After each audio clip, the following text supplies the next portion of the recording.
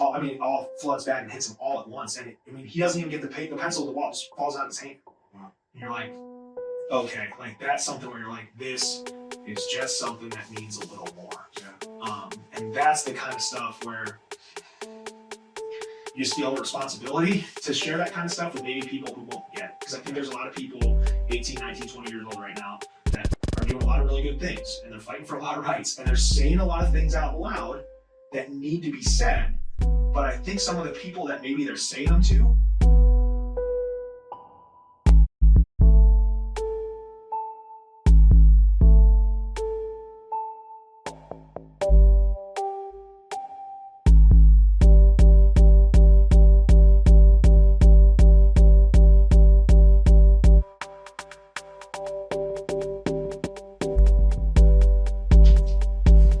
Welcome back to Authentic on Air with Bruce Alexander. I'm your host, Bruce Alexander. I'm a little intimidated as I sit here today because my guest is literally on air, live in front of hundreds of thousands on OKC's Fox News. Well, my on air consists of 13 of my closest friends and acquaintances running up my download numbers on different podcast platforms.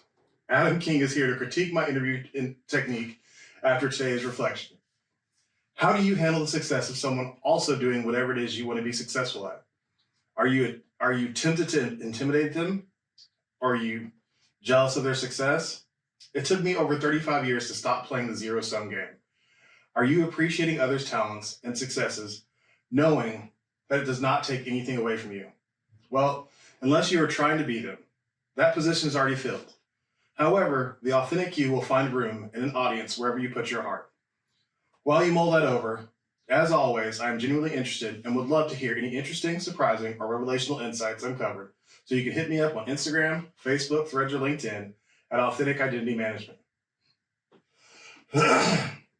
Adam King recently made the big transition to evening news anchor for the KOKH Fox 23 News family.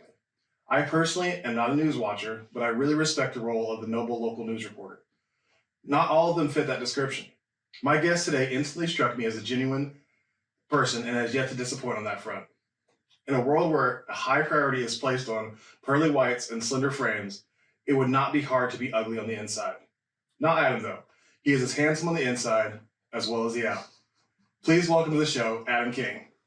Welcome, Adam. Man, I feel like I had to do a better job. This is going to be like the same thing that it was the last 3 or 4 times. We're just flipping it around. Right? Instead of me coming to you with a fistful of questions, we're just going to flip it around. It's going to be all right, man. Yeah, I'm already less intimidated because you're such a nice guy. That makes it a lot easier. You could come in here and have this haughty air about you because you do an important job. But that's the appeal of stuff like this, right? We always try to go for that vibe. I've never been like I've never felt like an important person. I don't know if that's the right way to put it, but I just like when people talk to me right now like this, I want them to feel that way when we're talking on the air. Like my whole thing has always been like, I'm going to be the guys you want to come talk to me and hear from me because I'm talking to you like we were sitting in the garage or sitting in the living room, like having a drink and just talking about what's going on. Where does that come from for you? Like, is that something you always had in your heart?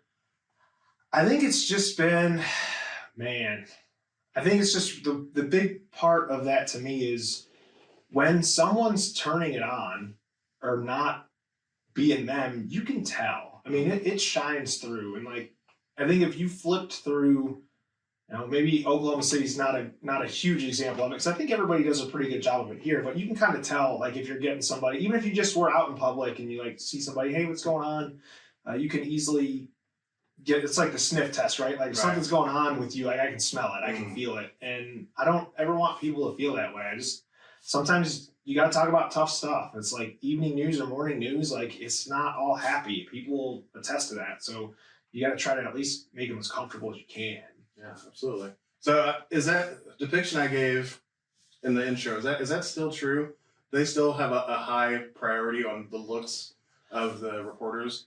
I'd say it definitely matters, more so than you'd like to admit. I think the pressure of that does not come from the stations themselves, unless you're going to make like a major wholesale change. But I think it'd be like courtesy to like, hey, like I'm going to come in tomorrow night. I'm going to dye my hair blonde. Like I think we should probably talk about that first.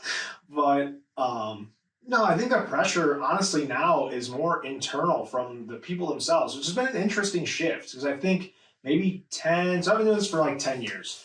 I think even a little bit when I started, you could tell a little bit like, because we're all human, right? So we get into the room, we look around, Yeah. and I think as we've moved away from that further on, as we get, further and further down the line, I think people have had a better understanding. They understand some of the pressure that can come with that, but I still think the pressure is more from people internally. But that's a problem I don't think is solved in news, right? I think that's with everybody, right? Everybody fights that battle. Oh, definitely. And we're going to talk about that a little bit today, but you don't see a lot of plus size anchors. I can't think of any. Sure. Sure. I mean, maybe they're not putting pressure on you to change, but maybe they're excluding an entire group. And this is not a judgment call on my part. It's just, from my observation. Yeah. Would you agree with that? I think there's definitely a mold, right? I think there's definitely a mold, and there's even some things with like facial hair. One of the first stations I worked at in South Dakota, it's like No Shave November, right? The local fire department there. For some reason, I've always had a good mesh and a good work with firefighters, police officers, and military. Mm-hmm. We all just get along. Maybe it's a similar mindset. Maybe it's a haircut. I don't know. You look like you can fit right in. You slide right into any of those and totally fit. Every time I check out the grocery stores, military discount, no, but thank you. I'm honored you'd even ask. Yeah. But I was gonna do the No Shave November with the fire department. We're gonna make a whole thing of it. 2 days in, maybe I'm starting to get a little scruffy. It doesn't take me long to get like a 5 o'clock shadow going. Right. And boss calls me into his office and says, "Hey man, I don't know what we got going on here, but we're gonna have to get rid of that." We know that apparently if a person shows up on air with facial hair in specific ways, they're deemed to be less trustworthy.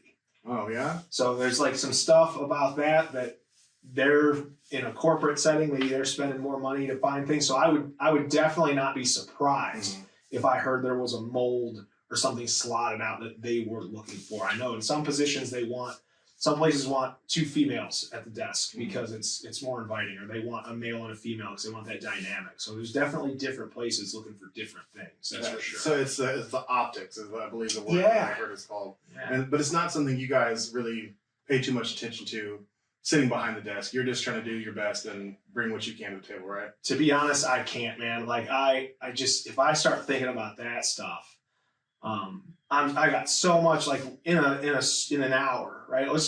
We're usually doing 2.5 hours a day. The morning folks are 4 hours straight, right? In just an hour of that, we've got anywhere from 100, maybe 120 pieces of news we're trying to bring you. Everyone averages about 30 to 45 seconds, maybe more, maybe less. And if I start thinking about like what is going on, I'm not going to be able to connect. I'm not going to be able to do the job that I've got to do. So I'll take 10 minutes, 15 minutes before, I'll get dressed, make sure all my suit looks good, all that stuff. I'll do a little bit of makeup, do it on my own. It's like number one question I get in my life is, do you do your own makeup? Like, yeah, man. Been doing it for 10 years, getting pretty good at it. But once I do my final check, it is business time.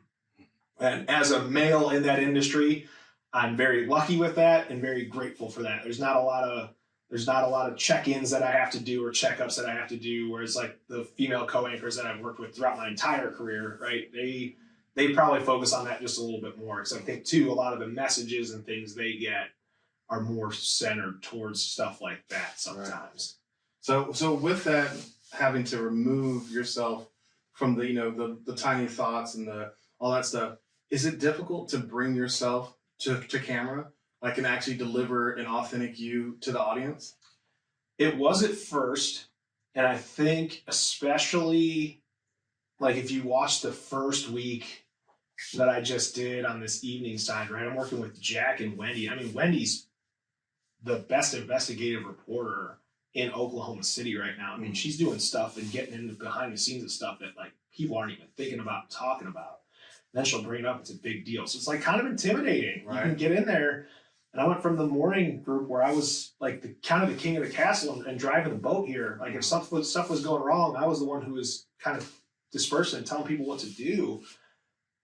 You get a little tight, right? Because you're like, I got to stand next to this. I got to stand up and stand next to this kind of titan here that's doing amazing things. But I think what you just really do is you take a deep breath, and if you can realize what you're reading, if you're reading off the teleprompter, you can realize what you're reading and the significance, what it means to people as you're reading it. I think that's the key. Because if there's something about, a family where their son got shot in the middle of the street, you need to deliver that in a way, like if I knew you for 20 years and I was like, oh my gosh, I just heard about you, that's how you got to talk about it. So I think it's as simple but as complicated as understanding the impact of what you're saying. Right. If you're like, oh, so and so's coming out with a new fit, like, yeah, you can like let it fly a little bit because it's not. I mean, in the grand scheme of things, right? Is it that big of a deal? So maybe it's perspective, right? You just realize what you're saying is perspective, and then realize that they're not just words on a page, right? That's somebody might hear that, and if we do it the wrong way and it's the first time they hear it, it's through our mouths, like it's going to change your day. Yeah. It's going to change your life a little bit. So you got to be aware of that. And I think that speaks to who you are as a person, is that you're not worried about how you look. You're worried about how people are receiving the information. And so because you care about how they're receiving the information, that helps you step outside of how I feel delivering this, right? I feel similar as I sit here talking to you. I really want to deliver my audience a good conversation. So if I'm sitting here thinking about, like, is he thinking about, how stupid this sounds? Is my audience worried about my voice sounding weird? If I start getting into all that stuff, all my fears and doubts, I'm not going to be able to do that, right? So I care about a good conversation, asking smart questions, trying to get, following the conversation where it's going, being here in the conversation.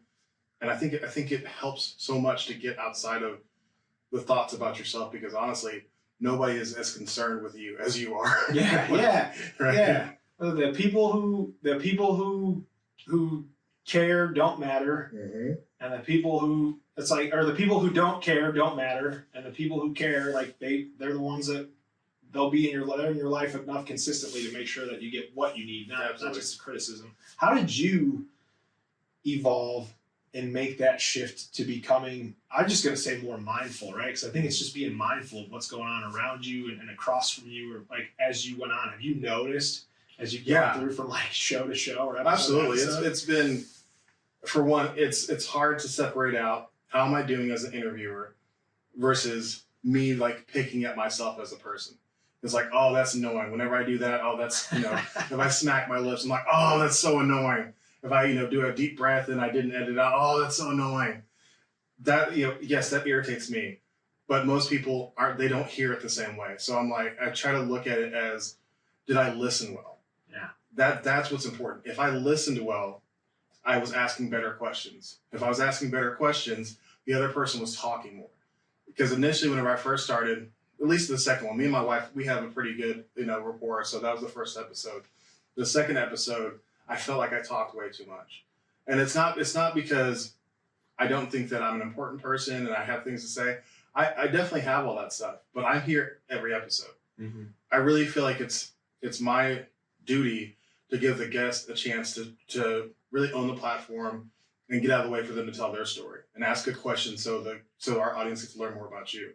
And as I've focused on that, it's become easier and easier to get out of the way and let the conversation speak for itself.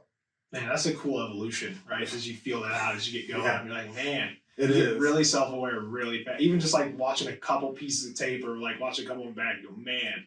I have to evolve fast because I don't want to listen to myself. I'm like, you better fix this, or else you're gonna have to listen to this until you fix it. I'm like, you better fix it. Like, it's like, oh, my voice, it's so cringy. But other people like it, so I'm gonna keep doing it. Yeah, that's everybody, right? Like everybody hears their voice or whatever for the first time. They go, "Oh my gosh, is that me?" Oh, you. Yeah, that's a very. I appreciate the compliment though. Oh yeah. So let's go back a little bit. For people who don't watch the news, can you tell our listeners who aren't familiar with you, in your own words, who you are, what you spend your days doing, and why you think I invited you to be a guest on the show today? Oh man, here we go. Let's try to get inside your head a little bit. Well, I think I'm just a guy, man. I don't know. We kind of already talked about it a little bit, but I'm not any different from anybody else that you see at the grocery store on the street or anybody that you're talking to. I'm just your neighbor. Like, I'm just another guy. I got lucky enough to get a job where I get to have a little bit of a platform and a little bit of reach, but I'm just a guy, right? And I think some of that other stuff too is goes just to show it. So I got you get into a pretty like almost structured and pretty set routine, but spent a lot of time like physical fitness has been a big part of my life, whether it's been my own or helping others through it. So I do a lot of work as a personal trainer and CrossFit coach in every city that I've been to.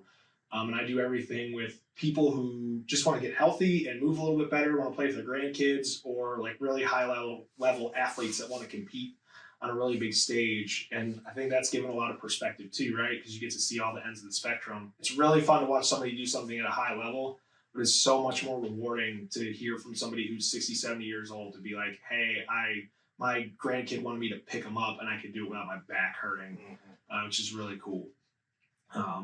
So I spend a lot of time when I'm not at work doing that. Like that's before I go into the office today. That's where I'm going today. And it's a different way to give back, but it's a fun way to give. It's something that you can see the change, right? So sometimes with, you give $20 to some kind of foundation or charity or something, you don't see it. Mm-hmm. But this is kind of a way you can give back and see every day. So I try to, give back a little bit through what I do for work. And then when I'm not working, I'm kind of working on trying to help some other folks kind of keep it going. Right. So I was, you talked about physical fitness. Whenever I was, my fittest, I still really hated myself because all of my connection to working out was motivated by guilt and shame and fear, right?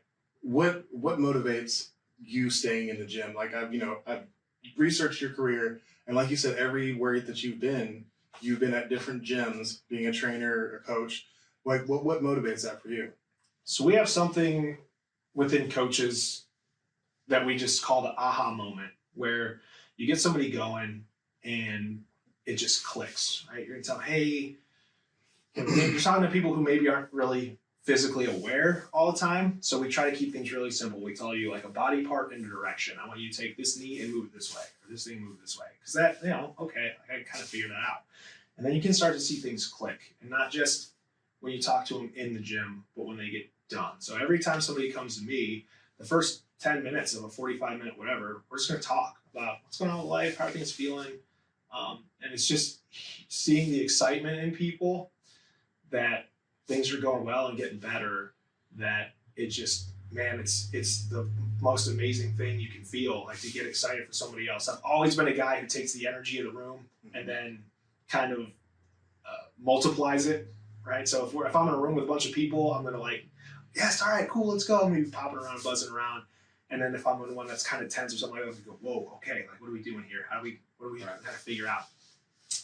So the motivation for me is to get the excitement and the positivity from people, and then sort of selfishly, right? Like you get to ride that wave with them. I don't need to be in the driver's seat. I've had my time and had a lot of fun and got to go a lot of places and accomplish a lot of stuff in that realm.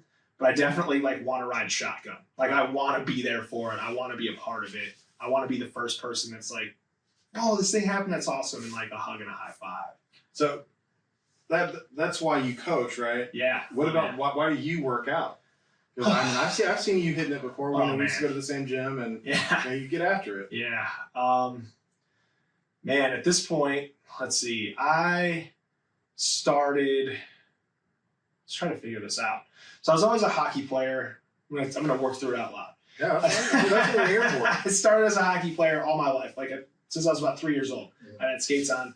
Played through high school, played a little bit after high school, played a little bit in college, played some tennis in college. I think it was before that though. So maybe sophomore, junior year of high school, brother and I are pretty overweight. And I think it's another thing that's what he's also a coach. I'm a twin brother. He's also a coach. He lives in West Virginia. I think it's one of the things that make us great coaches because we've been here and we've lived it. I think he was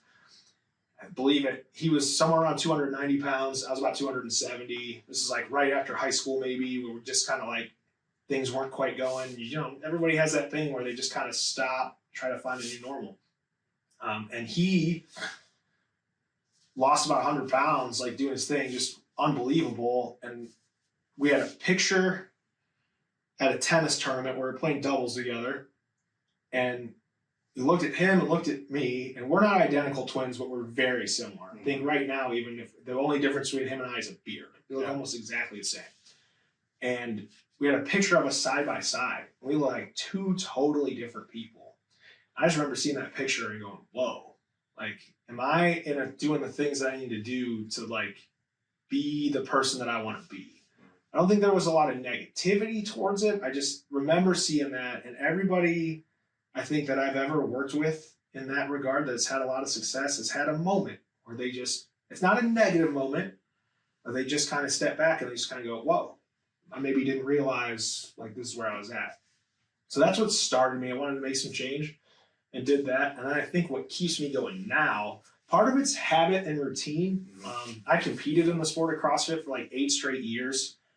And you can, I mean, that is something that it is not for the faint of heart. I mean, we're going before work for 2 hours, go to work, after work for 2 hours, go home, go to bed. Everything's very regimented. Nutrition's very regimented. Recovery's very regimented.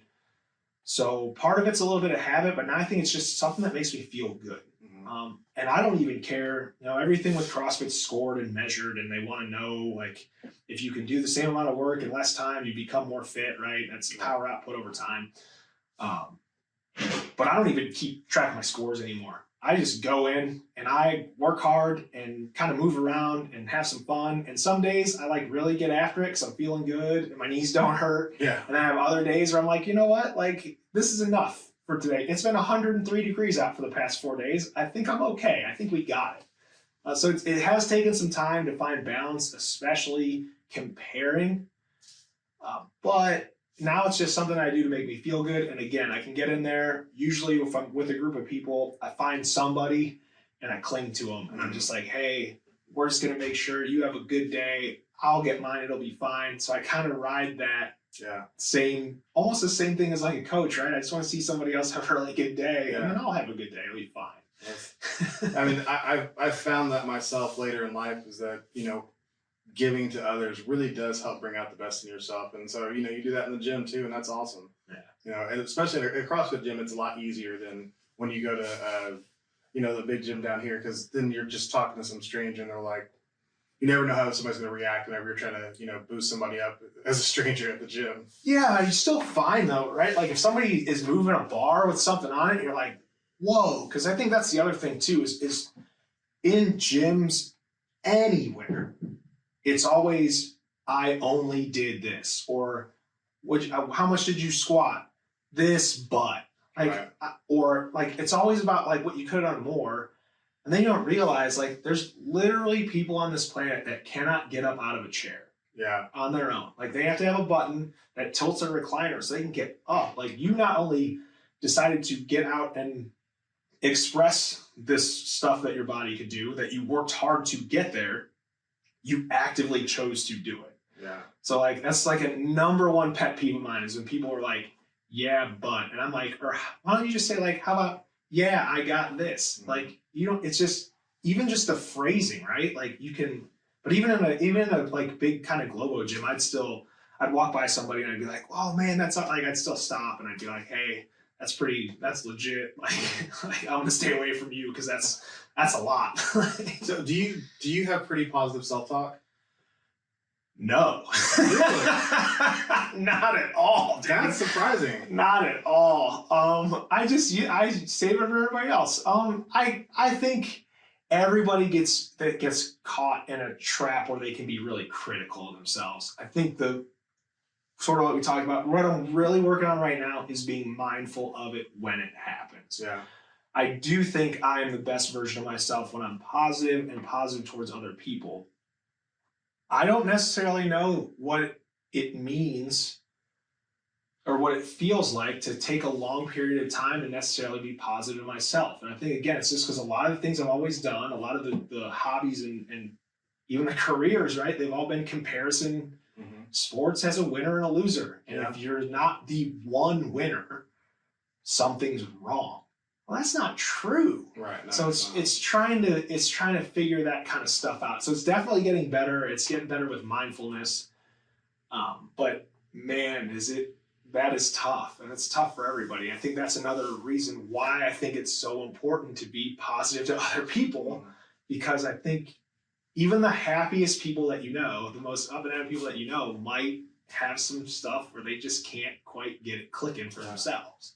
So I whenever I think about my self-talk, which can be very negative at sometimes, I try to listen to my own advice, which is try to picture yourself saying that to someone you love. Like, if you do that, you're like, I would never say that to my wife. You have kind of like a trick, because you can picture saying it to your twin brother who literally looks exactly like you and say, would you say that to him? No, I wouldn't say that to my twin brother. I love him. Yeah. But it's like you're doing the same thing. So, yeah, it's wild. Oh, it's wild, man. I think it's the thing I try to think about, especially when I talk about being mindful, is I try to say things like to myself, like, would you let somebody else talk to you that way? Right. And very similar to what you're saying. Would you let somebody else talk to you that way, or would you let somebody say that to somebody, or that's kind of my thing that I tell people when I hear them say it to themselves is, hey, take it easy on my friend over there. They're trying really hard. They're doing their best. Give them a break. They're working hard. And then I'll make them laugh and kind of break up, and then they kind of realize what's going on. So we'll have to find some ways to make that a little self-involved. I mean, it's hard. Oh, it's impossible. It's impossible. But that's the stuff that we love, right? It's the impossible journey where you're never going to get to the end. No. You're just going to keep growing and figuring it out. Okay, I made some good steps today, and then maybe you'll take some steps back, and you'll figure it out and get rewired and get back to where you need to be. I feel like the reason why I've taken the positive steps in the last few years of my life is because I started listening to my own advice. Yeah. I've always been able to dole out advice to other people that, has really been pretty sage and really kind, and, give yourself grace and don't take this from anybody, including yourself, blah, blah, blah. And then turned around and been the hardest person in the entire world with myself because I've internalized so many different things. But now that I've started to just, listen to the nice voice in your head, not just the mean one, because we all listen to that mean one. It's like, okay, yeah, you're right, I'm dumb. You're right, yeah, I am fat. I probably should just go lay back down. But there's another one in there that's just so much quieter to start out with. And if you start listening to that, it gets louder, and the other one gets quieter. And that's, it takes time though. It definitely takes time. What do you think was the most important thing that you did to be able to remove yourself from that? Because I feel like you almost have to be able to take a step outside your own skin to kind of see and view that. What do you think? For me, it was leaving the fire department. Oh, wow. Yeah, it was because the fire department was that voice, the negative voice. It was that voice outside, hearing a lot of, you don't fit in here. Yeah, and I'm not saying that all firefighters are this way or even the fire department as a whole. My experience with the fire department was not a good one. And so being outside of that, having the weight lifted off of me of going to a place every day where I knew I was going to feel so small and just having time, I started to be able to hear that positive voice. Wow. It was just being removed from that situation where I couldn't hear that positive voice at all because the negative voice was loud because I was hearing it from both inside and outside. I would have never guessed that. Full disclosure, right? We've worked together a couple times in the past. It's kind of how we connected. And every time we went to do something with you guys or talk about something, I would have never guessed it at all because you're always happy and excited, not just to be there, but for us to be there. Yeah, I loved what I was doing with the fire department. The work I was doing when we met was really important to me. And I still respect it. I still think Project Life is a great thing for Oklahoma City. But the way that I related to the people at the fire department was not positive. And some of that had to do with my lack of self-awareness, and some of that had to do with a culture that to me is toxic. Yeah. And that's, I definitely don't place all the blame in one place. I didn't fit in. And a big part of that was because I didn't fit in. I tried so hard to fit in.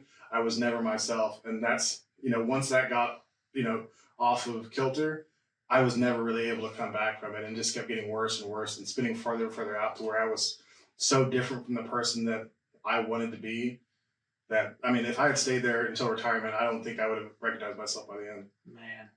And I mean, sorry, we're flip the table around here a little bit. That's what I do. How do you make the first step to get out of there? Because that's... Oh, it was not one that was, it was not something that I brought up. So I was faced with a situation where I was accused of something that I didn't do. There was an investigation. I proved I didn't do it, to much to mine and my unions. We agreed that this should cover it. They said, no, we still think you did it. I could have fought it. It would have taken up to 1.5 to 2 years. And that entire time I would have been on record as being terminated. Wow. For being insubordinate, for having stolen, for having disappropriated city funds. I would never be able to get a job anywhere, paying decent money ever again. Right. So I had to just swallow my pride and say, you know what? I don't belong here anyways. God has given me a very obvious sign that I need to get out of here. Because there's been lots of signs before this, but the money was too good. The security was too good. I had a career. And that was the first thing I was going to say is family and everything. I mean, you could have them set. Set. Mm-hmm. Wow. And that's why I put up with it for almost 10 years, even though after year 1, I was absolutely miserable. The first 6 years I was in the fire department were the worst 6 years of my life. Because the first station I was stationed at, they absolutely hated me. And you spend 24 hours at a time with these guys. 24 hours being isolated and being an outsider, and people telling you that you're fat, you're slow, you're lazy, you're this, you're not funny, don't talk, we don't care what you think, every single day. Yeah. So, but it was, I knew my dad was a firefighter, so I knew what the future held. I knew that there was, all this security. It's if I can do this for 20 years, we can do whatever we want. We can go wherever we want. It wasn't worth it. Yeah. I'm not saying that it's not worth it okay. If you walk in and you fit the mold, then it is the best job in the world. But if you don't, and you can't get there, it's not great. How many people do you think are playing that game right now, though? Where they're like, if I could just put my head down and a lot. it. Yeah, a lot. And then that's not saying, just the fire department. That's a lot of different places. Any over career. If I can just make it 10 10 more years. And being outside of that now, I don't understand how I made it as far as I did, because having the freedom, which right now, the financial security is not there. Everything is kind of up in the air financially. But my security and myself, oh my God, it's so much better. But also my wife handles the finances, so she gets to freak out about where's the money coming from? She is a blessing for me because she handles that, and I'm aware of what's going on. I'm aware that at some point, this venture has to turn into some sort of money. And I think it will, because I think that what we're doing is great here. But my major concern is helping people get out of the situation I was in. If I can help 1 to 5 to 10 people transfer out of a system like that to where you are just burying yourself to try to make it, then I think it's worth it. Yeah. Yeah. Man. I think the other piece of that too that's interesting, because there's probably a lot of people, your situation is a little different, but I think there's a lot of people that are sitting there right now going, I don't know what to do. I don't know how's this all going to work. And I want to remind everybody about the times that they were in college or just first moved out of their parents' house, and you had a couple of weeks in there where you were just I don't know how this is going to come together. Right. But guess what? You're here. You made it. Exactly. You figured it out. And Absolutely. sometimes you just got to remember that whatever happens, you're gonna figure it out. Mm-hmm. Self-preservation is the most 100% guaranteed, unbelievably strong drug, for lack of a better, that there is out there. Absolutely. You're not just gonna sit there. It's a perfect performance enhancer. Yeah, you're not just gonna sit there and let everything fall apart around you. Self-preservation is incredible. Sometimes you just got to remember, you will figure it out. And what I really appreciate the fire department for is, as much as that struggle, did crush my soul a little bit, it gave me the financial security to be able to dream bigger, just to, be able to dream for a life where not only am I financially secure, but I'm actually happy as well. Because whenever I went into the fire department, I was unhappy and financially insecure. Because, I was coming from a job at a restaurant, and I was an assistant restaurant manager making under $35,000 a year. It was to go from that to making almost $100,000 a year whenever I left. You look at the world completely differently. Your short-term and long-term goals become so different. My wife is, because she's the one looking at finances every day, she is afraid of going back to this, and sometimes she can't see the big picture. My job is to keep the dream alive. Like, I have to stay focused on that and say, like, we're going to do something where I don't have to sacrifice my family, myself, or a good life to be happy. And I think that we're going to get there. Oh yeah, and with you, man, I don't think I've ever seen a part of you that's not constantly venturing for that. Because whether it was, after we got going, you're taking classes, doing something that makes you happy, whether it's the drawing, and again, like the stuff that you pour yourself into, you can tell you can't help but get good at it or get better at it because you're just all in. Thank you. And I definitely, that is something I kind of attribute to my ADHD, is I don't have a choice. Like, whenever I like this, let's go all in. We're going to do this for 4 more hours. Exactly. I was so I started doing the podcasting, and once I got going, I just wanted to record as many episodes as possible, because we're going to move in a month and a half or 2 months or so. And during that time, I don't know what it's going to look like to try to record a podcast. Yeah. So I was like, I want to be able to continue going for a month at least without recording anything new. So I was like, let's just get as many recorded. And I was doing recording, editing, artwork for the covers, YouTube videos, all this stuff, without really ever having looked at what I was doing. So I made a workflow of post-production, like just after I recorded everything I do. And I was like, I do this for every video, and it didn't feel like it, because I'm just in. I just want to do it, and it was kind of scary once I looked at it, and it was a workflow that was like this long. I was like, wow, that's a lot of stuff. Don't think about this too hard. Just keep going. Just keep doing it. Stay in it, dude, and hire some more people as soon as you can.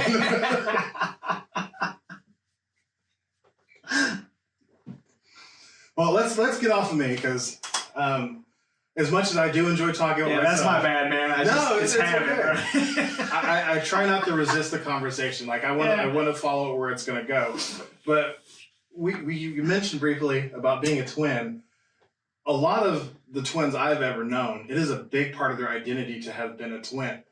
Is that something that you identify with? And you had also talked about developing, for one, because he had made a pretty significant change.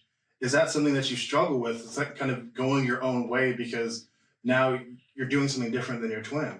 Oh, man. So I do got to say, I have an older sister. She's a year older than us. She's awesome. She's a teacher at a charter school in Columbus, Ohio. So she's doing some really important work, helping some kids out there.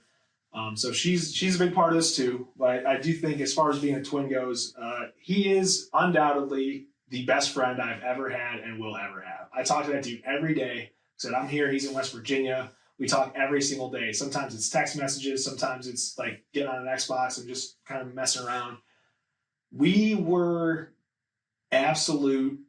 It's sort of like the movie Step Brothers, dude. We were like enemies, like blood feud. What? Romeo and Juliet enemies till about like sophomore year of high school, maybe. And we just kind of figured out, like, hey, this is going to be a lot better if we do this like on the same team. Right. And then ever since then, it's just like we just had the moment where like we were fighting in the front yard, and like in the movie, they swung the bike at each other and they just knocked him in the head at just the right time. And it just, I don't know what our moment like that was, but it just clicked. And ever since then, so I don't think that I would be anywhere near what I am, who I am, what I'm doing in any facet of my life without that dude. Just being able to talk to him every day. If he's having a tough time or I'm having a tough time, you've instantly got a judgment-free soundboard to throw that off of. Hey, I'm thinking about doing this. Do you think this is even the right call? And he'll say, look, man, I don't know anything about it, but this is what it looks like from where I'm sitting. And he just, I don't know. I think the one thing that people will never understand about being a twin, because it will be a part of my identity because he's such an ingrained part of my life, is that no one, and it's kind of sad, but I don't think anyone will ever have as good of a friend or as close of a friend in their life as I do. Right. And I think that's something that I wish everybody would get the chance to have in their life. I mean, I'm 35 years old. I've had literally my best friend. I just didn't know it since for every second that I've been alive. Yeah. He's been right there. And so it's a pretty deep, pretty tight bond, you know? It's just really cool. So it's just something I wish people could understand. They just never will. What do you think makes that friendship so special? Is it the proximity in time, or is it the fact that you shared a womb, or is it, I mean, is there really that thing that exists between you two where sometimes the words don't need to be said? 100%. Not only is there shorthand, there's just facial features, eye gestures.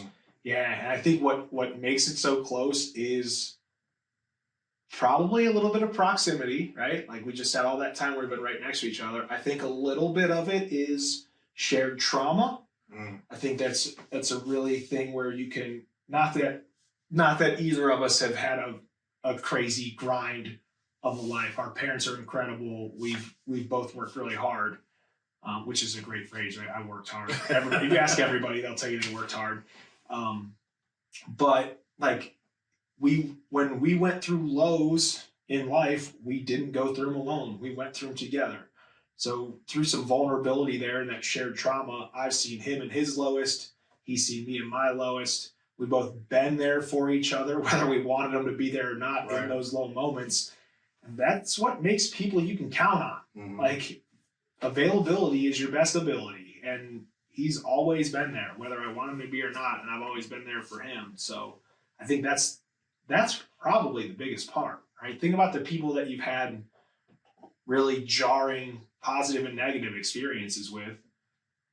They're the people that you're close with because you've shared, you know, in those moments, those intense moments, you know who people really are. You know more about them than anybody else. I mean, I wish I could say that the same were true for me. It's not necessarily. Me and my brother are as close as we could be. I think our shared trauma has created something where we're just not very good at having long-term relationships. Like, you know, that's just a fact of life. Like, I love my brother to death, and when he comes around, I love being around him. But I've got situations in my life that don't allow me to go to him that often, and he has things going on with that he doesn't come to me that often. And neither one of us is great at being on the phone. And so we don't talk that often. And that's, you know, it's unfortunate, but I have found other friends who have, you know, been a good job to proxy that. And he's always welcome in my life.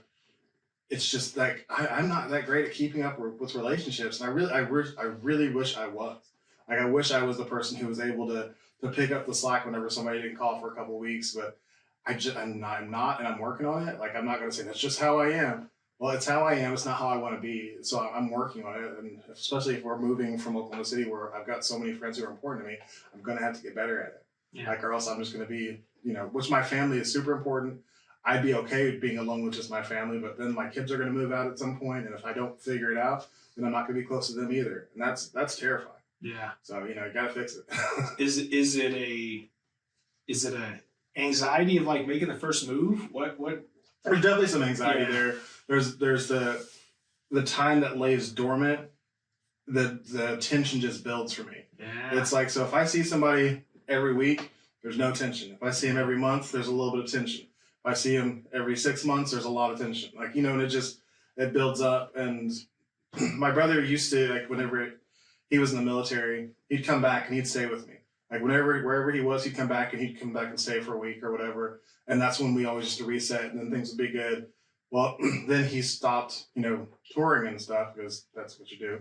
And he got married, and he stopped coming to stay with me. And that was like the pattern. And then I never did anything to repair that pattern. Yeah. And so then the time just grew and grew. So it was like all that tension which is, it's not really bad between us. It's just now I'm like, I call, what are we going to talk about? I think so much about it. It's way overanalyzing about it. It's like, you're just going to say hi and just check on people, but I still don't do it. Like, I talked to him recently, so tension's low.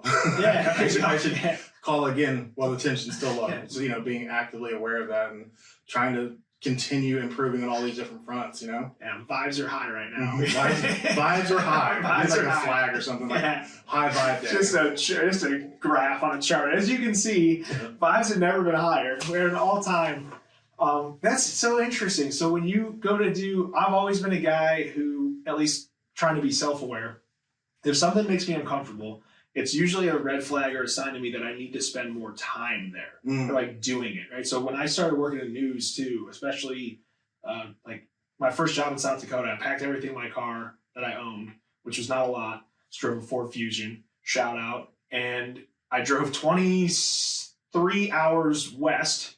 It was literally Highway 90 west.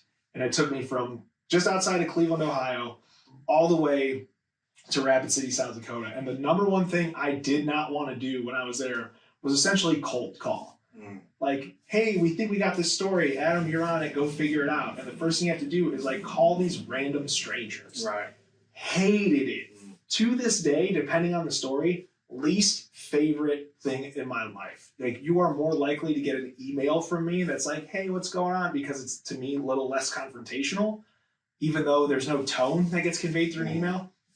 But I was like, okay, you got to just start making these calls. You got to figure this thing out because, like, this is your job. Like, if it's the one thing you don't like about your job, you just have to get comfortable. So is that, like, a way that you go to solve some of those things that bring you tension, is to spend more time in the discomfort? Or I'm definitely not a person who is averse to that discomfort.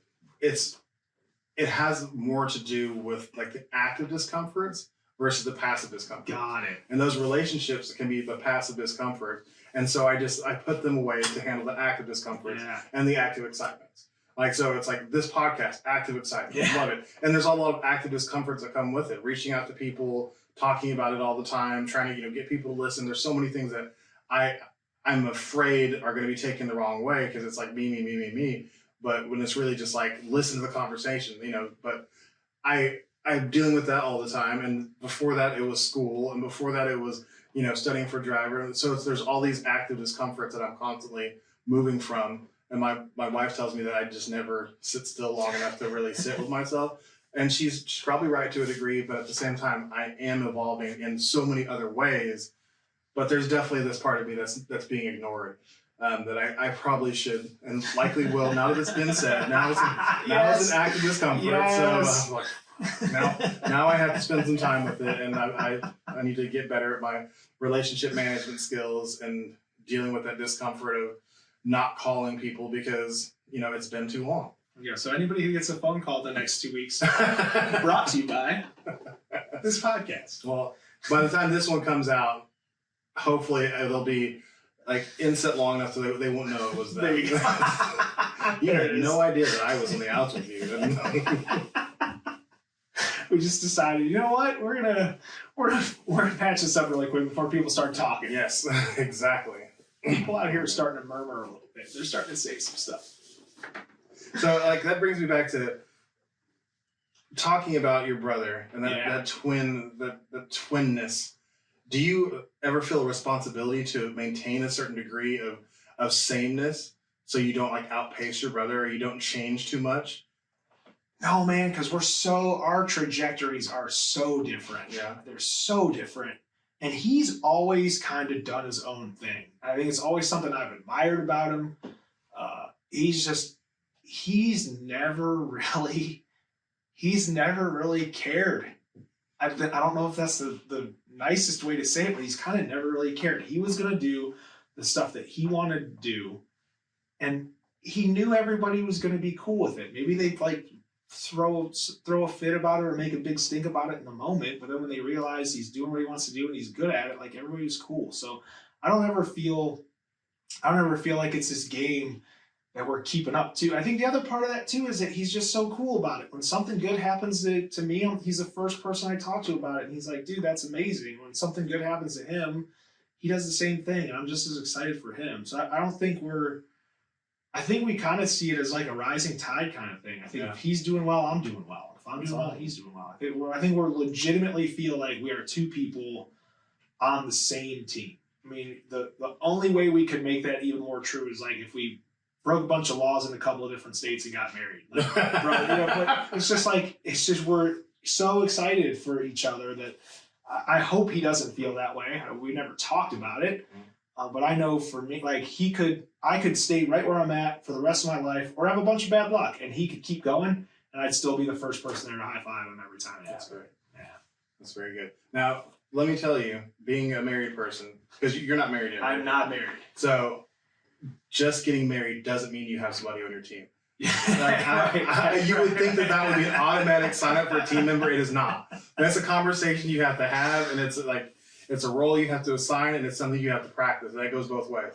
Well, my wife and I just got on each other's teams like 2 years ago because we never had the conversation. Yeah. We never realized that we had all these different misconceptions about what we thought marriage was, what we thought the other person was supposed to be doing, and there's all this like unspoken bitterness because there was no definition of anything.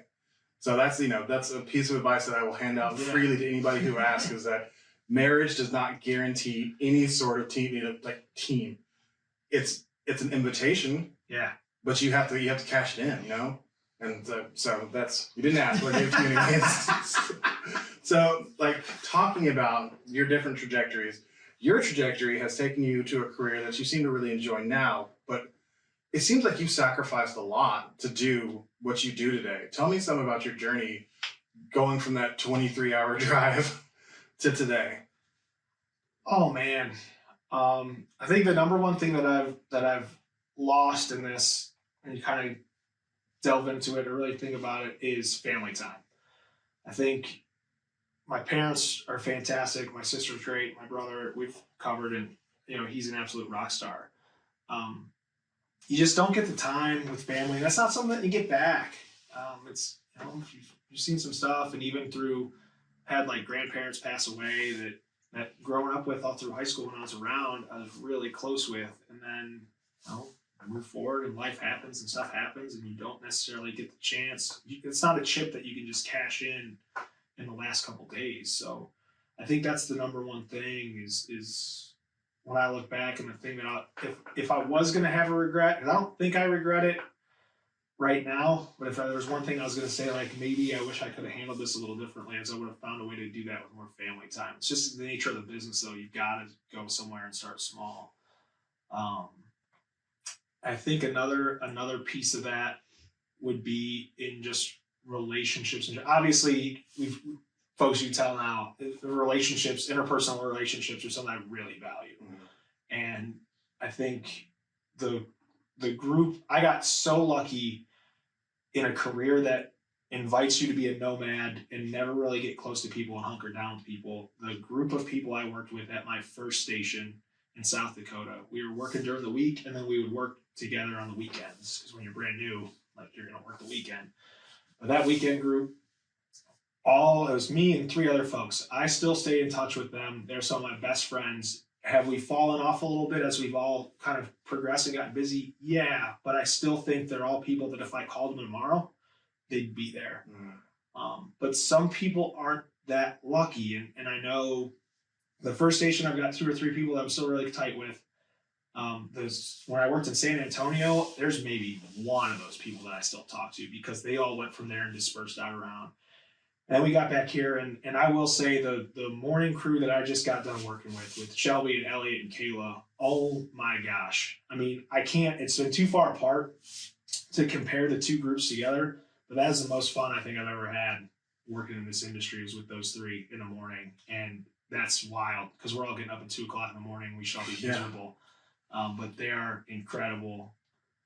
So I think the big sacrifice is the family time, and maybe not getting to develop. You get to meet a lot of people. You get to have a lot of relationships. Most of them are on a very surface level. So the deep connections. Like if I was going to have a wedding tomorrow, I do this all the time, which probably says something about me. If I was going to have a wedding tomorrow and I had to have 4 groomsmen, if I had to have a best man and 4 groomsmen, I can tell you who my best man was going to be. That's easy. Yeah. Everybody now knows that. I don't know that I could get to 4. And there's something about that bothers me. Like, I think I could get to 4, like, just by, like, this is going to happen. Like, we're going to make it. But I think you would get to, like, I kind of work backwards and go, like, okay, if somebody was like, oh, number 4, they made the cut. You know, like, everybody's been to a wedding where they're like, this guy's standing up there? No, that was my wedding for sure. Like 1,000%. Like, I don't talk to any of the people who were in my wedding anymore. It's crazy. Right? It's crazy. So I was like, sometimes I'll like, think about that. I don't know where the thought comes from. And I'm like, I don't know that I could get to 4. And then the people that would be there that really knew me would be like, this makes sense.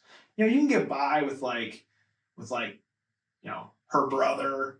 Like, that's a good guy move, right? Get him in there. But like, you get down to 4. Like, does everybody in their life have 4 people that they know that well that everybody would be like, that makes sense? So that, like, you know, How jealous of you of the people who have like 8 or 9 groomsmen and bridesmaids? Like, I'm so jealous of that. I'm like, I could never come up with that many people to be in a wedding. Yeah. Like, I mean, sure, I could come up with them. Yeah. But it's like, I mean, a lot of these people, it's like, oh yeah, we've had the same group of friends since we were in 3rd grade, and we're all just so close. I'm like, what the hell? Like, what is that like? I've had my best friends are all, except for my best friend Tommy, we came in the fire department together. He's my longest standing friend. That's, you know, almost 10 years now. Outside of that, everybody else was shortly after I moved here. So coming like 8 years or so, 6 years or so, like 5 years. Like, outside of that, there's nothing. Yeah. I don't understand how people have that. I don't know that I want it. Like, my wife has a friend she went to elementary school with, and so they go way back. But they've fallen off, and she has all these deep ties to parts of herself that don't really exist that much anymore, because now she's a mom, and the things that are important to her now are not the same as they were then, and that relationship is kind of indicative of the then her, because they hit high school and started to go different ways, but they remained in touch. So it's like, I kind of envy that, but at the same time, it seems like it can kind of like chain you to your past to a degree. I don't know. I kind of like, though, I like hearing you talk about as a guy who like feels the tension and sort of the anxiety of like keeping up with relationships, being like, man, this guy's got like 8 or 9. Like, yeah, that's great. Thinking about it that way, the juxtaposition of that is crazy. Thinking about it that way, and like actually thinking about keeping up with 8 guy friends, maintenance there. That sounds really. That sounds like a lot. Unless you guys are all in the same area and it's just like you have a guys' night, and now it's all been maintained. Yeah. That sounds great. You're playing softball twice a week together, like fantasy football league or whatever. You know, it's the same guys you've been doing since high school. Yeah, and I was thinking somebody with like 7 or 8 or 9, I'd be like, again, first of all, it's just my brain. I would take a step back and I would start working backwards. So they're all standing there. I'd go to the outside. I'd be like, number 9. I'd be like, all right, who's this guy? Who is this guy? When did you meet him? Okay, it's like so-and-so's whatever. All right, fine. He gets a pass. 8.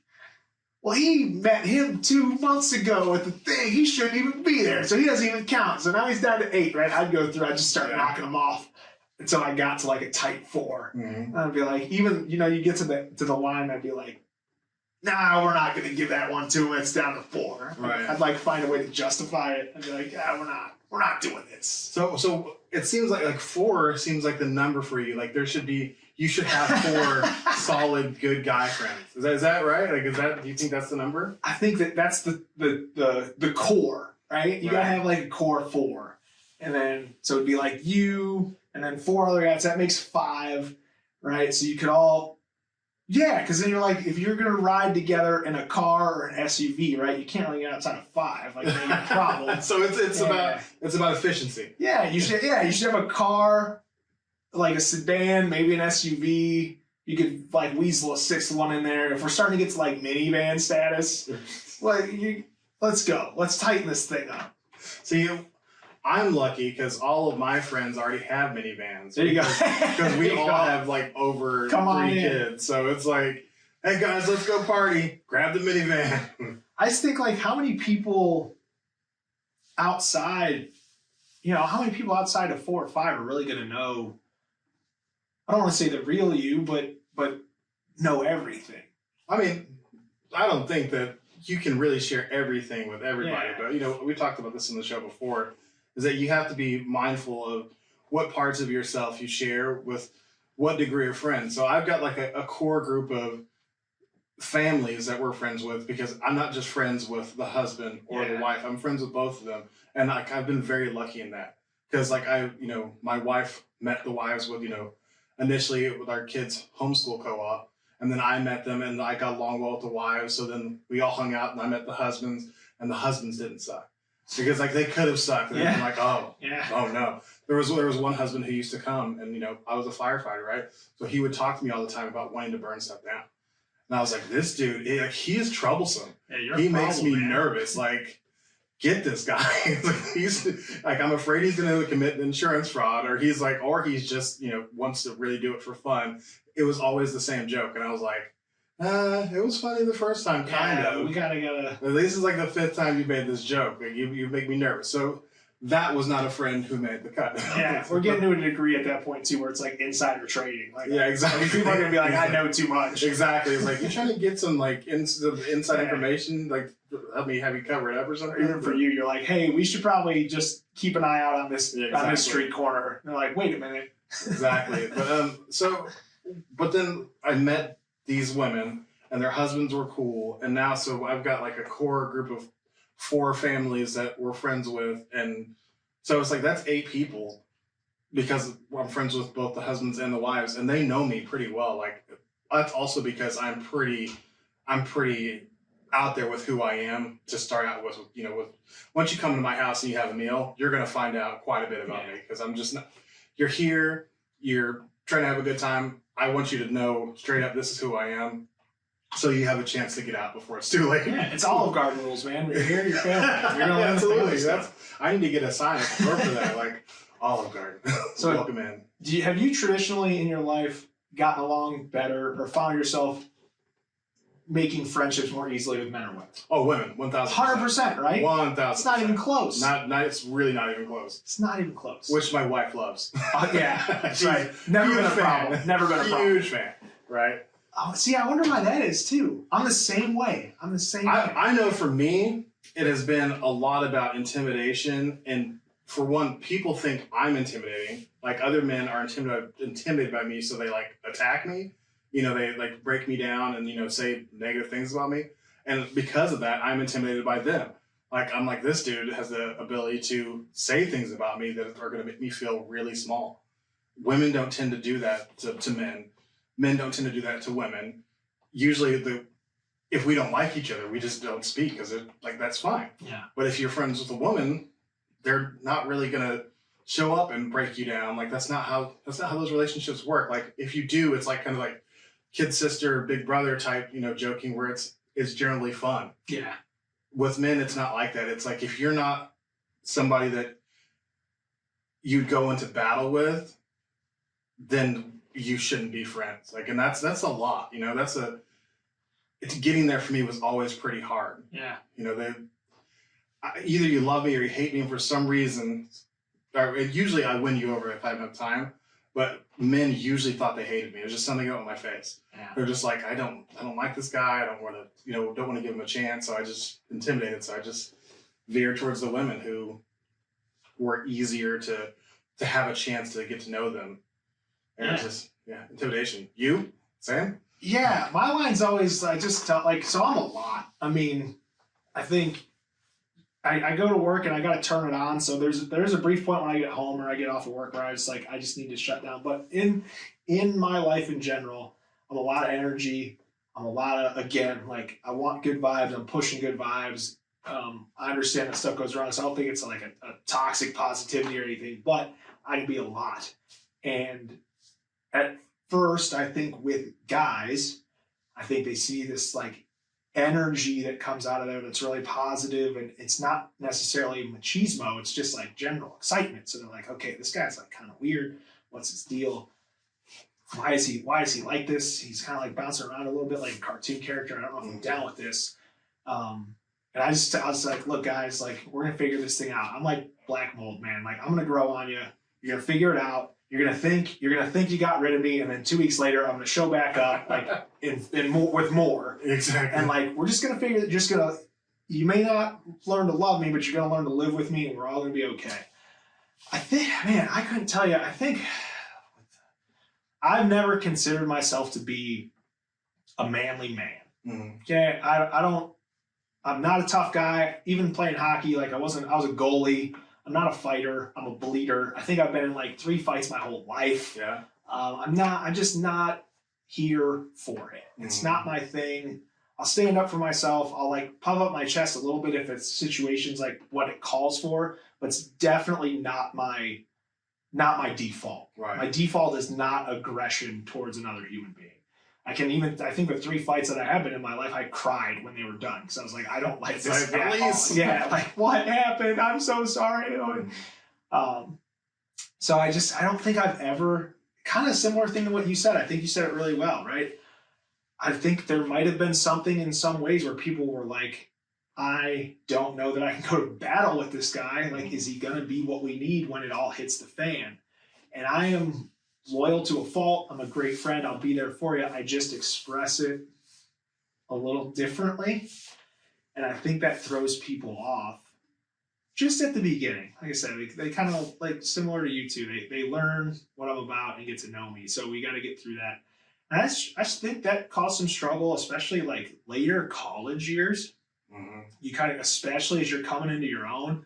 I mean, I took the opportunity to go to college to like truly and really be myself. And I think when I went to South Dakota, I doubled down on that. I kind of said, like, I liked what happened here. I'm going to keep being what I am, and I'm not going to filter this for anybody anymore. And I just, you got to deal with that, right? Like, I think a lot of people can't do that. So they're kind of thrown off by it. Mm-hmm. Like, oh, this guy's just saying this or doing this. And you're like, well, what for, man? Like, and I think women are more receptive to that, whatever that could be. You could say a lot of different things about woman-to-woman relationships and what those consist of and how they're structured. Don't know about that. We can't speak to that here. Yep, not gonna know. But so sometimes there's a thought that maybe that straightforwardness and honesty and for lack of a better, unfiltered gets received well in a place where maybe filtration might be very common. Yeah. So as you were talking, it kind of hit me that I think it's because men are animals. Like we're basically the pack, and everything is filtered through that pack mentality. Whenever you come into a group of dudes, if they sniff you and you don't smell like them, they're going to test you. And if they test you and you don't react like an alpha male, then you're a beta, and they don't want you. You know, they're gonna push you down. They're gonna say you can be here, but you better shut up, and you better just let us run the deal. And that doesn't feel good, right? As a human being who actually thinks things, that feels terrible. And you go to a woman and they don't sniff you, they talk to you. Yeah. And they ask you questions and you answer them and you're thoughtful about it and you're vulnerable and you share things and they say, oh, okay, interesting. And then they ask more questions and you feel accepted.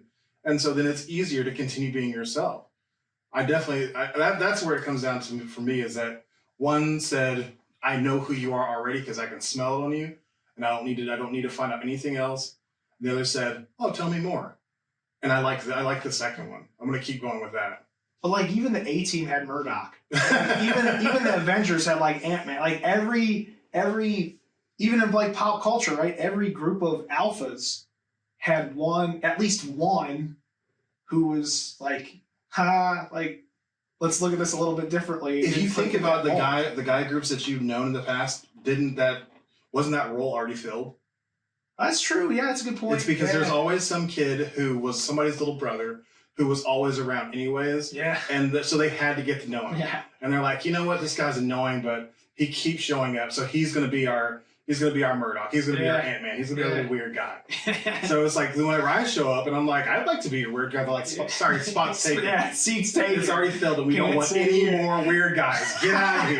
Yeah, we've hit the quota. It's one. Man. We got one. We got until, and if the group gets bigger than that, then maybe we can get a second one, but there's a ratio here. We got to keep this thing tight. We got to scale properly. We only have 5 seats in the car. We're not believing in it. We can't do it.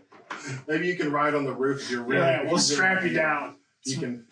Oh my gosh, it's real nice. Yeah, so I mean, it's interesting to hear that experience from somebody else, and that's the beauty of this show is that you always think that you're going through all this stuff by yourself, and like nobody else has ever been through the pains I've been through.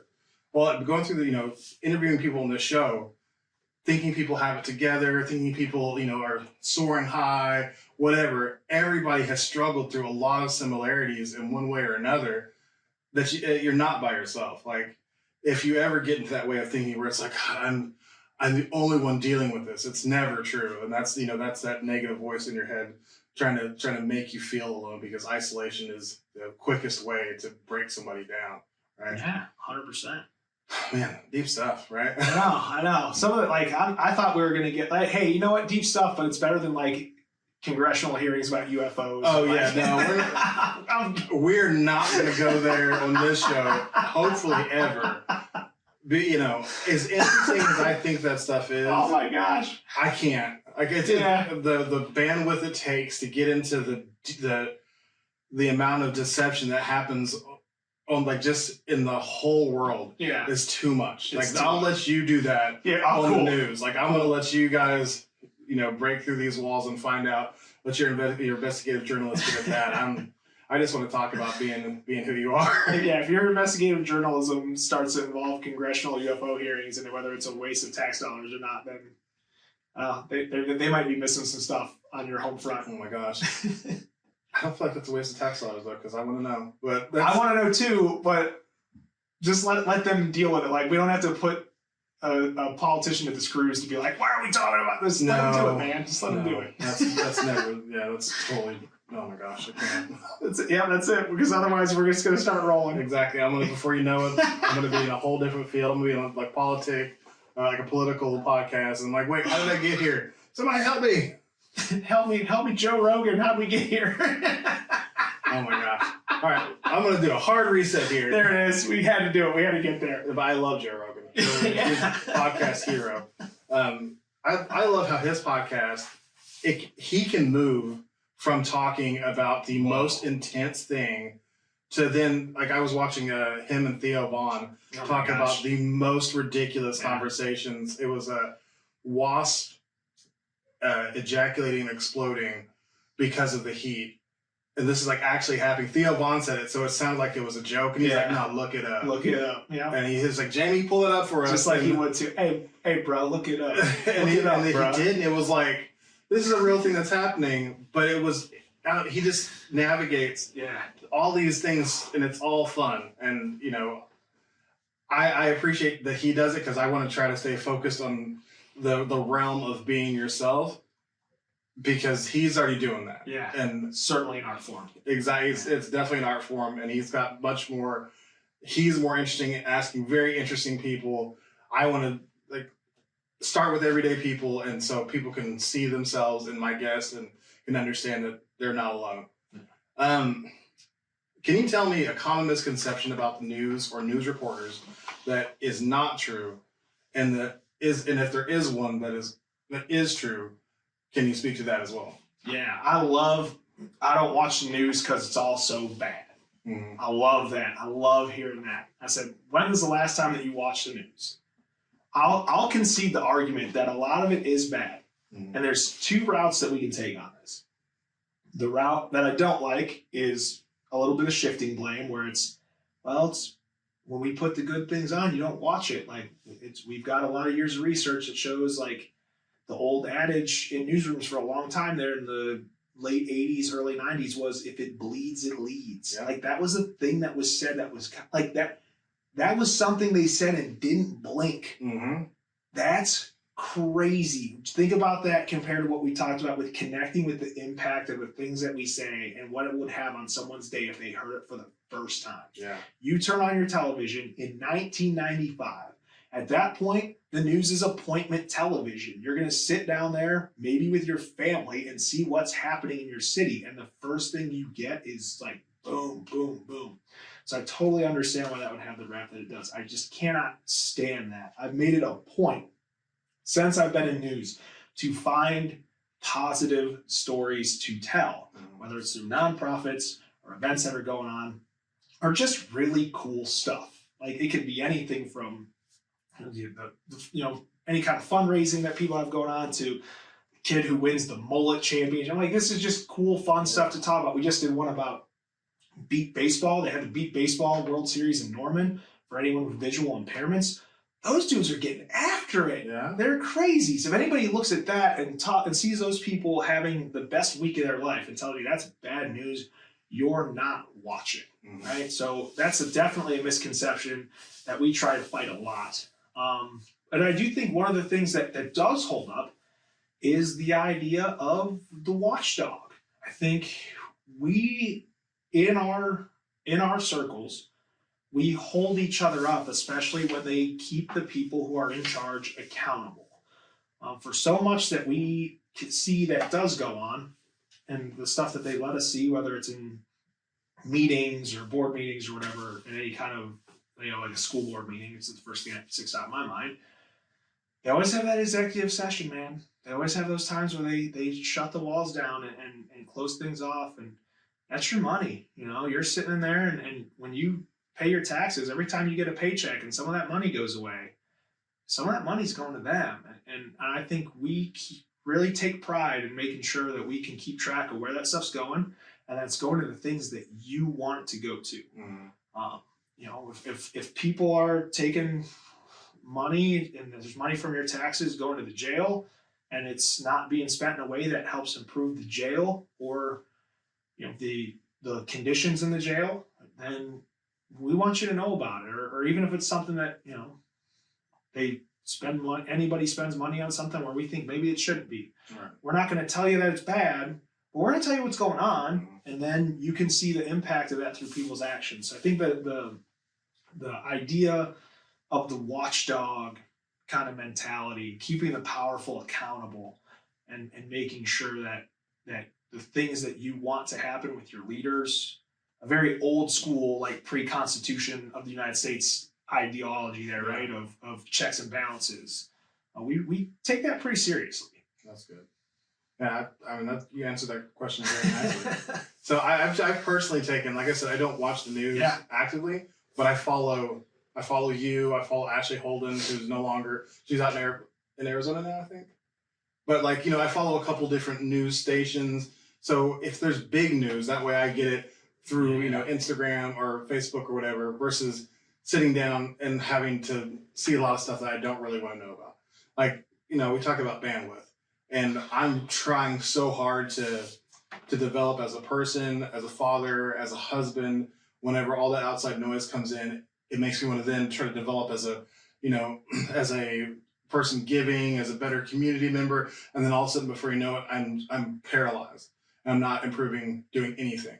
So I hope to be a person in the future who is more civically minded again, being more involved with things that are happening outside of this house. But it's like right now, I'm trying to get my own house in order and focus on that stuff. But I appreciate people like you who, whenever a story kind of, goes beyond for you, you mention it in your, whether it's positive or negative or something that just really interested you, you'll throw something like, oh man, today on my story, I got to do.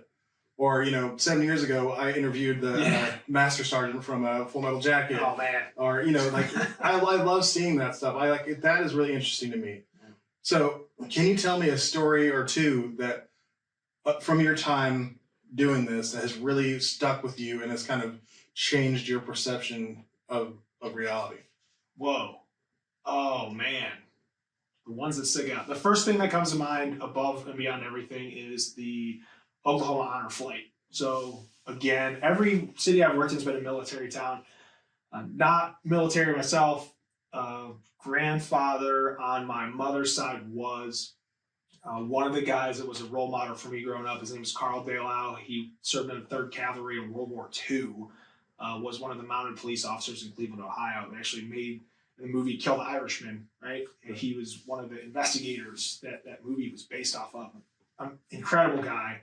I've always held military in really high regard. I think it's just the way I was raised and the people I was around. So for the Oklahoma Honor Flight, they take a bunch of veterans from various different eras, and they put them on a plane, fly them out to Washington, D.C. They can see all the monuments. It's literally a 24-hour. We left Tuesday morning. We got back Tuesday night, right? So we go 24 hours, right? We'll stay there Monday night, leave Tuesday morning. But it's all guys who couldn't make the trip themselves. So they couldn't afford to. They've never been there. It's their first time getting to see these. So you get to see guys who served in Vietnam, go to the Vietnam Memorial, find somebody's name on the Vietnam Memorial, and then they'll take a piece of paper and a pencil or something, and they'll scratch the name onto a piece so they have that. And these guys, I mean, you're talking about some of the most rough and tumble dudes you ever met. They just melt, man. And we followed a guy as he told us a story. Thankfully enough, he wanted to talk about it. There's some guys, you get to the stop, and they're like, hey, we're going to do Vietnam, South Korea. And they're Vietnam vets who are like, I'm not getting off this bus. I'm not going to see that memorial. These people couldn't give a rip about me and what we did. I'm not going, which I totally get. This guy was like, hey, I was a field medic, tried to help this guy. He didn't make it. I know he's on the wall. I got to go find his name. So we followed this guy through the whole day, went with him to the memorial, kept our good distance, right? Let him do his thing. And the guy found this name and couldn't even, he goes to put his hand, great visual for a podcast, goes to put his hand up to scrape this, and his hand it's shaking. He can't even get the lead to the paper. Wow. Because it all floods back and hits him all at once. And he doesn't even get the pencil to the wall, it just falls out of his hand. Wow. And you're like, okay, like that's something where you're like, this is just something that means a little more. Yeah. And that's the kind of stuff where you just feel a responsibility to share that kind of stuff with maybe people who won't get it. Because I think there's a lot of people 18, 19, 20 years old right now that are doing a lot of really good things, and they're fighting for a lot of rights, and they're saying a lot of things out loud that need to be said. But I think some of the people that maybe they're saying them to are the people that went and did the work so they could say those things in general. So you're barking at the wrong tree, for lack of a better. And I think that was a moment where I was just like, whoa. I think that's probably the biggest one. I think there's been some local election and local corruption stuff. Well, before we move on, I want to ask that question. Let's go. It makes me think about like journalistic integrity, right? Man. So there's so many different things about that specific story that make me. How do you feel? For one, how does it make you feel sharing something so personal like that with an audience of hundreds of thousands? Two, how my first thing I want to do is go give that guy a hug. And then three, it's like, I want to go pick up the lead and scratch it for him so he's able to take that token with him. But your job is to not get involved. 100%. It is the hardest part of the job. So in that moment, you're dying for that guy. You're dying on the inside for that guy. I have no idea what that guy's feeling, but I know none of it's good. Mm-hmm. Not a single ounce of it is positive. And I will say this too, like it's not, I don't know how this will be reflected on in the journalism community, and I don't really care. When something like that happens, I give that person a hug. If I go to a community or if I'm at somewhere where we know a shooting happened 2 or 3 days ago, I proceed with caution. And when the person is nice enough to take their time and talk to me about it, something that really actually hurts them, I give them a hug. I've ended many, just like every interview with you and I has ended with a handshake. Mm-hmm. If it's something that's cut somebody deep and I know that they've gone to a place they didn't want to go to, I come in and give them a handshake and I follow up immediately with a hug. Because you just got to be human. At some point, you got to be human. It's more than a job. Yeah. So maybe as far as like removing, I don't, right? Like I think part of being able to tell the story. We gotta hold on real quick. My cat, You're all right. my cat opens the door and lets himself in. Yeah. It's gonna take a while, but I'll just go help.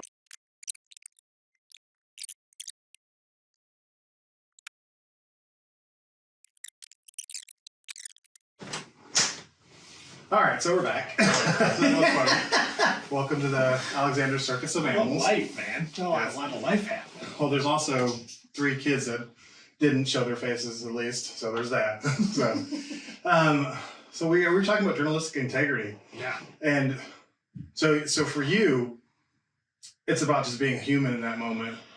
I think that's what it's about, man, because that's at the end of the day, like, you're earning people's trust. And if they don't trust you, they can't tell you anything. And you got to show them that you're not able, or that you're not going to violate that. And I do have moments where we'll get done with a story and I'll ask somebody at the end, I'll say, hey, are you sure you're okay with us sharing this?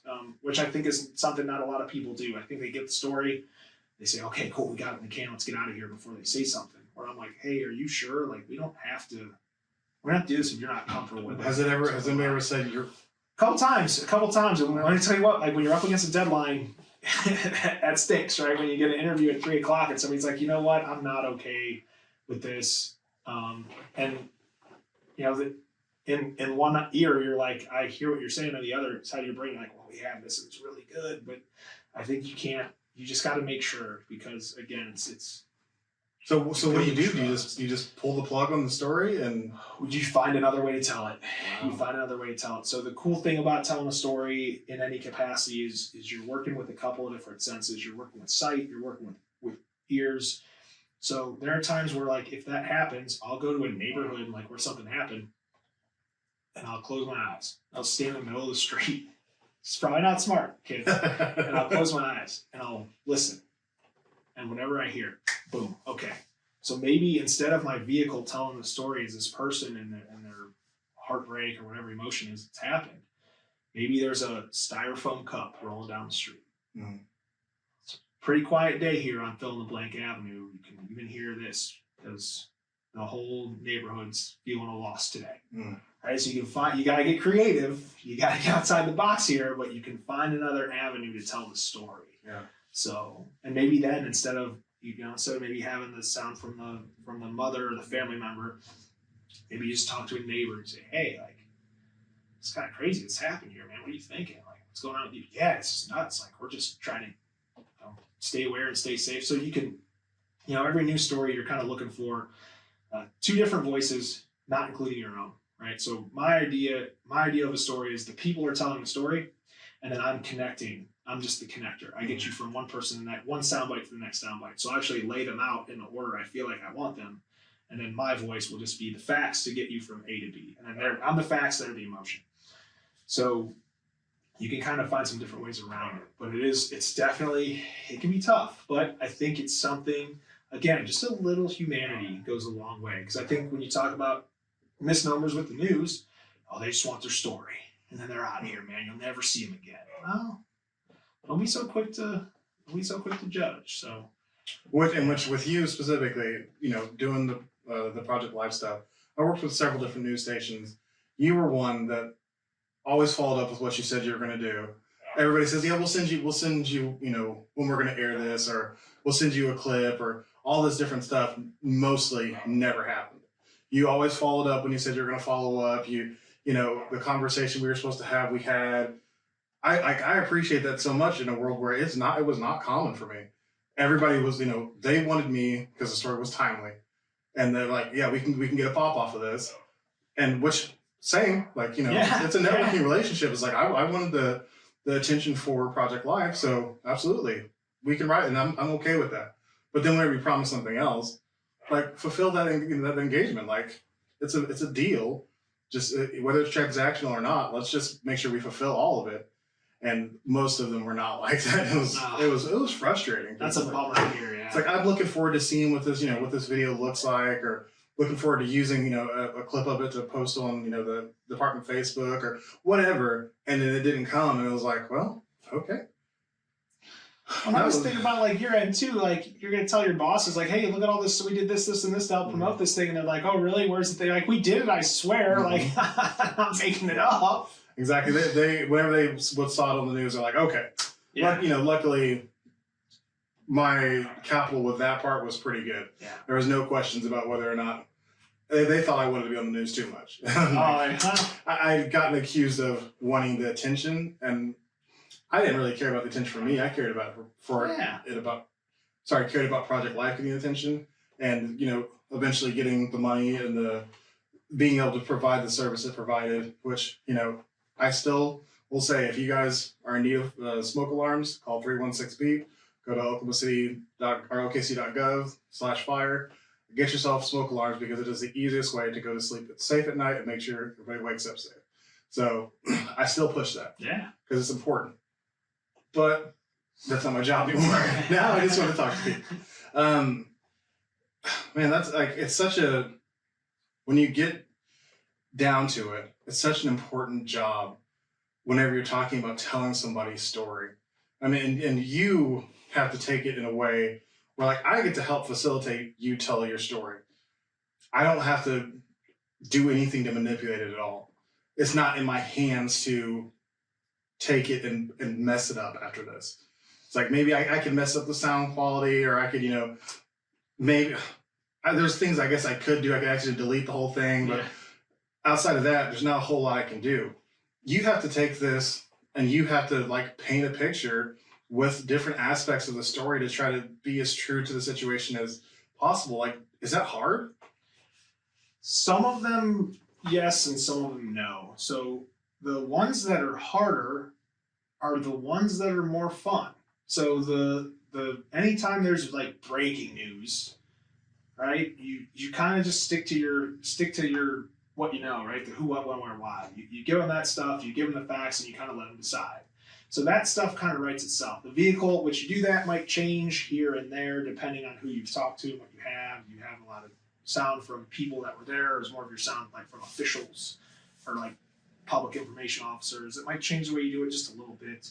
Maybe you have really good video that you got from a store security camera or like a police officer's body cam or something like that. It would change the way you do it, but for a lot of that stuff, it stays the same. The stuff where you feel pressure is where you start getting more and more towards the sides of like humanity and things that are going on that are really cool. We'll go wild example, slight flex. When I was working in San Antonio, we were a hub station. What that means is a lot of the things that happened in other places, and we're kind of broken up into regionals, almost like conferences in college football used to be. Right. So it's like San Antonio is southwestern, has kind of area. And when I was working in San Antonio, we had a station affiliate in Little Rock, Arkansas. And that river flooded like crazy to the point where we almost couldn't get a flight in or out because it was a mess. We got a flight in somehow. There's a small town out there called Dardanelle. We went and covered the whole city. Was basically underwater. It was unbelievable. So we're going live all day long for all the different, the parent company that I work for is Sinclair Broadcasting. We're going live for all these Sinclair Broadcasting affiliates. And we had about 4 hours where they're like, we need a story from here. Okay, here we go. Like, where are we going to start? So you start driving around, very limited because you don't have a lot of places you can go. And we see a bunch of sandbags in front of a local high school. We're like, okay, like this, we got something. Now we're going. We start talking. High school kids football program. They're stacking sandbags, not just at the high school, but at people's houses. So we're gonna follow these kids around. We get the video of them putting the sandbags. To me, so far in the beginning, this seems like a very straightforward story. There's flooding in this town.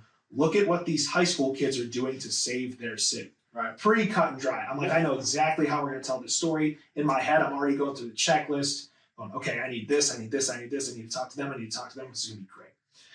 We get to the first house. Everything's going as planned. They're stacking sandbags. We talk to people in the house. Oh my gosh, this is so great. We're so grateful. These kids are unbelievable. I start doing this thing. Go back, get more sandbags. Cool. We're just going to follow you guys around.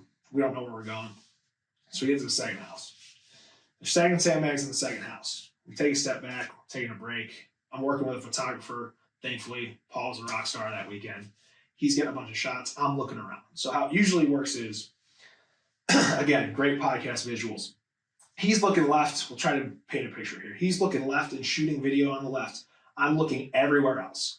So he's down the barrel of the camera, and I'm looking everywhere else for sight, sound, anything we can get that looks good. So he's right here, focused right down in front of him.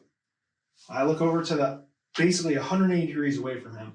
There's a little girl going through the garbage or everything that was trashed from her house that completely flooded. We're talking toys and dolls and play sets and stuff like this. And this girl's sitting on in a chair in her soaking wet front yard, playing with two Barbies on a tree stump. Just playing like it's a normal day. Like, whatever. Like, it's just, they got a little wet. Like, what are you going to do? I look at Paul. I go, Paul, you're going to hate me for this, man. We got to start over. Oh. Our deadline's in an hour, right? I'm like, we got to start over. He's like, what are you talking about? I said, this is it. This is the story. Don't get me wrong. Like, this is a great story. We'll keep all this. They're going to get this. This is going to be good. These high school kids are heroes. We should acknowledge that. This little girl's a story. Are you kidding me? She has, she's out there playing in the front yard. Her parents are sitting inside the window. Once we start learning more restaurant questions, her parents are sitting inside the window crying. Mm-hmm. Just can't comprehend, like, what's going on. So I'm like, there's your emotion.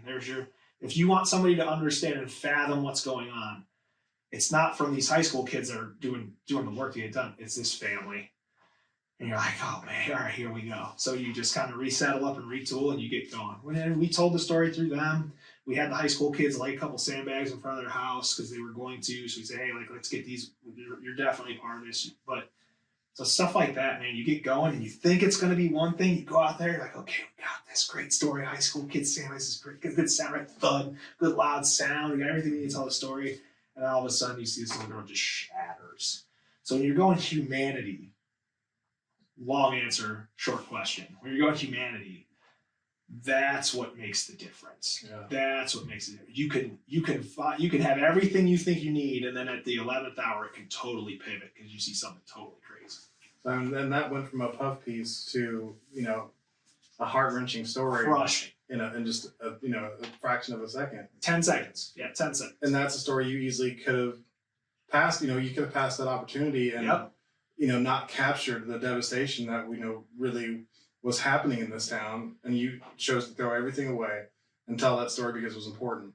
Yep, and shout out to, again, Paul Sanchez, the photographer I was working with there. He still works in Texas. He's incredible because he could have been like, no, like we have everything that we needed to get right here. Like, we got to get this done. And he also says, like, man, you're right. Like, and he stepped up to the plate too. Like, at that point, you're a team, and it takes two to make that happen. But yeah,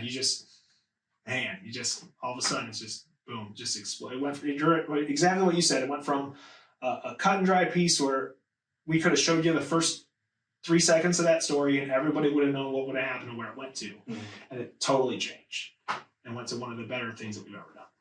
So, I mean, I spent a little bit of time in the arena of news in college, like newspaper writing, and then my second time around I took field writing and reporting. So I know a little bit about it. From what I understand, when you start at the beginning, you do everything yourself. Like you might even be like, I saw a video where you were using your iPad setup to be your own cameraman as you're doing your stand up. Tell me about how that has transitioned, even now from morning to being an evening anchor. Do you do anything besides report it yourself now? Man, so this is such a crazy process. When I went to college, Bowling Green State University in Bowling Green, Ohio, shout out, just get them in there when we can. We were even learning tape-to-tape editing. If I told a journalist now to start that they had to learn how to shoot in order and cut linear and tape-to-tape, and you couldn't mess up or your tape, their heads would explode. Yeah, absolutely. That's a super get off my lawn thing to say, but it's unbelievable, right? Where they're like, oh, well, it's on the SD card. We'll just put it in and just start over. And I'm like, oh my gosh, you have no idea. So yeah, starting off, was what was called an MMJ. Still exists today, really getting the work done. That's a multimedia journalist. They will shoot, write, edit, everything from tip to tail. They are in control. It's a very important workflow. I think it gets a bad rap in our industry in the tier of payment. They're actually paid the least, which is very interesting to me because they have to become some of the most skilled people in the field. They do it all. They shoot their own stuff. They write their own stuff. To me, being an MMJ was a better workflow, easier workflow for me than the next step up, which was as a reporter working with a photographer. As an MMJ, I know in my head, this is what I need to get this done. As I'm shooting the video and I know what I have, I'm already writing in my head.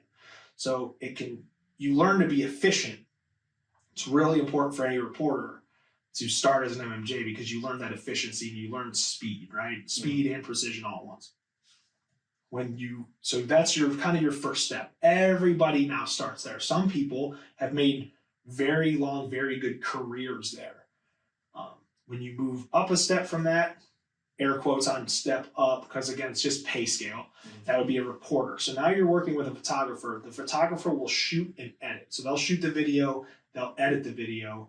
The reporter will arrange all the interviews, conduct the interviews, write the story, write the script, sort of decipher the information into what's important. That becomes a lot of collaboration where you have to be able to talk to the photographer back and forth. Hey, this is what I'm thinking.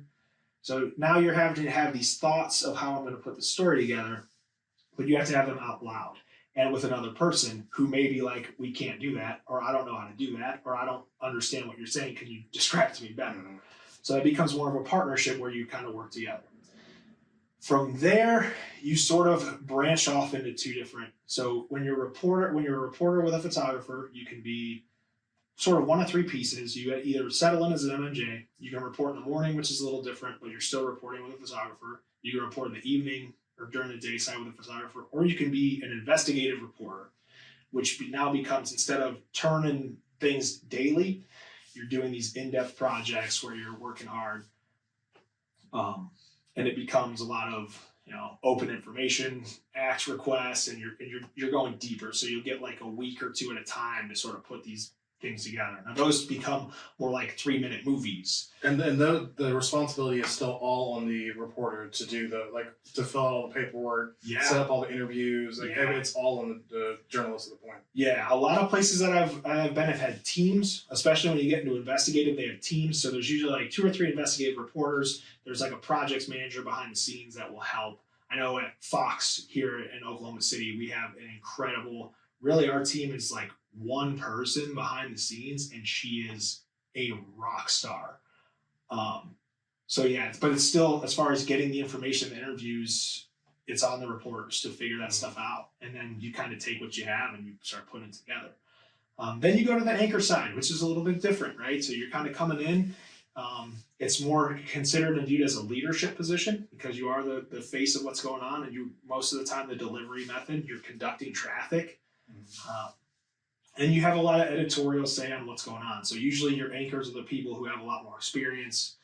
It's also a bit of a different skill set, right? Where a reporter does 99% of their work behind the camera, and then they present their story at 5 o'clock, or whatever the deadline is. The anchor is a presenter first, and then whether you have interviews in studio or stuff like that, they're sort of breaking down second. They still have to have all the knowledge the reporters have. They just have to be able to present and deliver in a different way. So there's kind of a convergence there. And for me, it was, I wanted to anchor, I wanted to try it.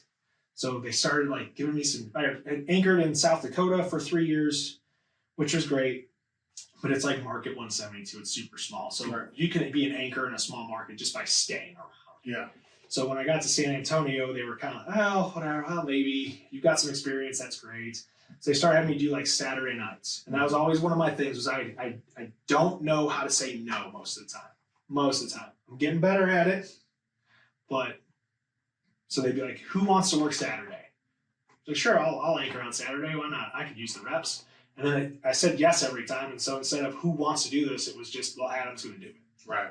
So we started filling out on Saturdays and Sundays. Then people in the mornings would like take vacation or have sick days or something like that. So then they'd start putting me in there in the mornings. And I just, because I was the guy, I kept being the guy. Then you get experience, you develop a skill set, and then you just end up being a guy. So then I came to Oklahoma City. It's the first time to be an anchor full time. And Oklahoma City's nuts, man. I moved here on a Monday, got here on a Monday. Then there was Tuesday, the Wednesday. So the third day I was here was the day Rudy Gobert like did the microphone thing after the Thunder game before COVID happened. Yeah. Everybody remembers that, right? When he, and then like they shut the game down in the middle of the game. That was my third day in Oklahoma City. Wow. So it was interesting to be a leader in that environment and kind of grow through it to where we are now. Not just learning the city and stuff like that, but now to, but yeah, so it's two different mindsets. I still think, and I'm biased because I've been one, I think the multimedia journalist, the MMJ, is the lifeblood of what makes your newscast go, your local newscast go. If your station didn't have 5, some with 6, some with 7 MMJs, what you see on air was just not going to happen. Well, so I'm a little confused because if you're an anchor now, and you've been one since you've been in Oklahoma City, yeah, what were you doing out in the field whenever you interviewed me? I'm a storyteller, man. Yeah. You don't stay in the house like you're supposed to. I think most people don't now. I think more and more so. There are some folks that get out of the house or that stay in the house and stay there and they just leave. And that's what they do. I think everybody that I've ever looked up to has been get out and tell stories. The guy that I followed, that was my mentor in San Antonio, who I still talk to this day, is David Chancellor. He's been there forever. He's never been a stay-in-the-house guy. Wendy Suarez here for Fox 25 has never been a stay-in-the-house kind of guy. It's important, and we can contribute. We still have that skill set, right? We all came up through that route. We just took the right turn instead of the left turn, right? We took the red pill instead of the blue pill or whatever, and we still have that skill set. And I think it's very important as a leader that you don't ask someone to do something you're not willing to do. So if we're telling people you got to do a better job with these and we're not doing it, it's what are we doing? So plus I just love doing it. I love meeting people. Like if I wouldn't have gotten out of the house, so to say, like wouldn't have met you, wouldn't be here. Right. Like so the thing about this job that I love the most is getting to meet people and talk to people that I wouldn't get a chance to talk to. I'm not giving that up. Your detractors may say you're taking a chance from somebody who's who come up in your position because you've got your seat at the table, right? Yeah. And going out and taking that story whenever you could assign it to some up and comer. Do you feel any responsibility to like let the people who are learning that MMJ part to have some of that, like, hey, I got a good lead on the story, you want to follow it up? Do you ever do that? Sure. So what I'll tell those people too is if you're at a job site and the foreman picks up a shovel and starts digging a hole, is anybody saying that they're a detractor and taking the work away from somebody else? I mean, from my time in the fire department, what happens is if your major picks up the shovel, you take it from him. Okay, interesting. That's the mentality in the fire department. I like that. You never want somebody who's got more time than you working harder than you are. I like that. So in that case, if somebody like, hey, Adam, you did that last story, it was great and everything, let me help you on the next one. Sure. Is that happening? To a degree, yeah, I think so. And I think that's a cool part of what we do, right? Is that whether it's background knowledge or a contact, right? Every day in the newsroom is, hey, I'm doing a story about this. Does anybody have a way I can get in touch with fill in the blank for somebody? And it's, 100%. We throw them in the right direction, give them everything that we have. If I've done the story on it before, you give them the background that you have. So I think that's an interesting way to look at it too, because part of our job is, coming to work with 2 or 3 ideas that you think are really important. So while, again, we've got everyone that is kind of with me here, they're bringing their 3 ideas or so. I'm going to bring my 3 ideas or so. And if some of those overlap, you go ahead. Or maybe we have 2 different ideas or 2 different ways we were looking at the same idea. Now it gives us a chance to cover this story in a better way, more in-depth way. And we've really made it a point on Fox anyway, to take the first 10 minutes of our newscast and focus on one issue. So a lot of this last week has been back to school. Friday, we did a lot of work at the border. So we've really focused on people want to see us get more involved. So we've done that. And that's a great way to mention to get involved. Somebody says, hey, I want to do this. And you go, okay, cool, go ahead. You do it from this angle. What's a different angle I can do it from? Now we're working together. And we have a nice rising tide, right? We come up with a more in-depth reporting. We've got more information out there. They've gotten some foothold into the area, whatever it is. And then I can use what I've got to help them. And everybody kind of wins. Is it true, like, I'm thinking about this, and I'm hearing you talk about it, it still seems like it's kind of we're working together separately. Is that kind of how it is? It's like, okay, look, you've got a similar idea. I'll approach it from this way, you approach from that way, and then we'll see what we've got. Yeah, kind of. Again, I think it's, because we'll talk about, we can do, let's do it this way. You name any subject you want. Pick a subject, pick a topic for me. The coming of fall. Okay, so tonight, leading our broadcast here is the coming of fall, right? Fall's coming. So when you talk about the coming of fall, there's like 100 different things you can talk about. We'll say, because it's already been said, right? Back to school. Obviously, it's coming of fall. You've got fall sports. So now you've got, even in fall sports, you've got high school football camps coming up. Well, it's 100 degrees outside every day. What are they doing to stay safe? Back to school. What are they doing for school safety? Is the curriculum changed? What's going on? So you can already see how these things start to these ideas like multiply. So we try to find an umbrella, or what we'll call it is a bucket, and we'll take our ideas and we'll throw them in these buckets, and then we'll decide, okay, here's what we got in this back to school bucket. So it is a little separate, but together, right? We're following the same subject, but we're all going to tackle it in our own different way. And then it comes together at the end to make like kind of that whole thing sing. So let's say we'll stick with that same umbrella, back to school. Adam King says, I really want to dig deeper into the football camps in this extreme heat and see what's going on there. MMJ says, I want to cover that too. Okay. Do you say, I'll back off, or do you say, okay, let's get together and let's brainstorm and we'll see how we can attack this together? We'll do the brainstorm and see how we can attack it together, but we'll do it in about 4 minutes. Ooh. Yeah. And then is that all the time you'll spend together in that? Pretty much, yeah. So we'll in that sit down, it'll basically go like this. Like if you're the MMJ and I'm me, I'll go, okay, who do you got? Mm-hmm. Who do you got to talk to about this? Are you talking to coaches? Are you talking to athletic directors? Are you talking to parents? Are you talking to football players? Like who do you have ready to go? Like if you needed to get out the door in an hour and talk to somebody, who do you got? And then I decide who I got. And we'll see if they're different. Great, we found a way to make this different. If they're the same, then we got to figure out what we got to do. So there's so many ways we can find ways to make these different that I want to say very rarely does it come down to the fact that it's going to be you or me doing the exact same thing. What if this MMJ says, I like your people, but I want to go with you? Oh, well, that won't happen because it's just resources at that point, right? Like we've got too much ground we got to cover to make a newscast happen. So yeah, we'd split it up. We wouldn't I'll go come in on my day off so I can work with you. I mean, you can. I would tell you take your time off as your time off, but if you wanted to come in and go and check it out, you totally could. And we've done that with like interns and stuff all the time. They'll come with it. So what I'm thinking of is the person who is not like me, who's not an asker, who is basically trying to shadow you and just like keep showing up in the place. And for somebody like me, it wouldn't be obvious. I'd be like, okay, you do it. Fine, like you can have that. Yeah. Instead of saying like, do you want to work on this kid? Do you feel like I have something I can help you with? Yeah. Which now, like if I know that, I absolutely want to give that to people.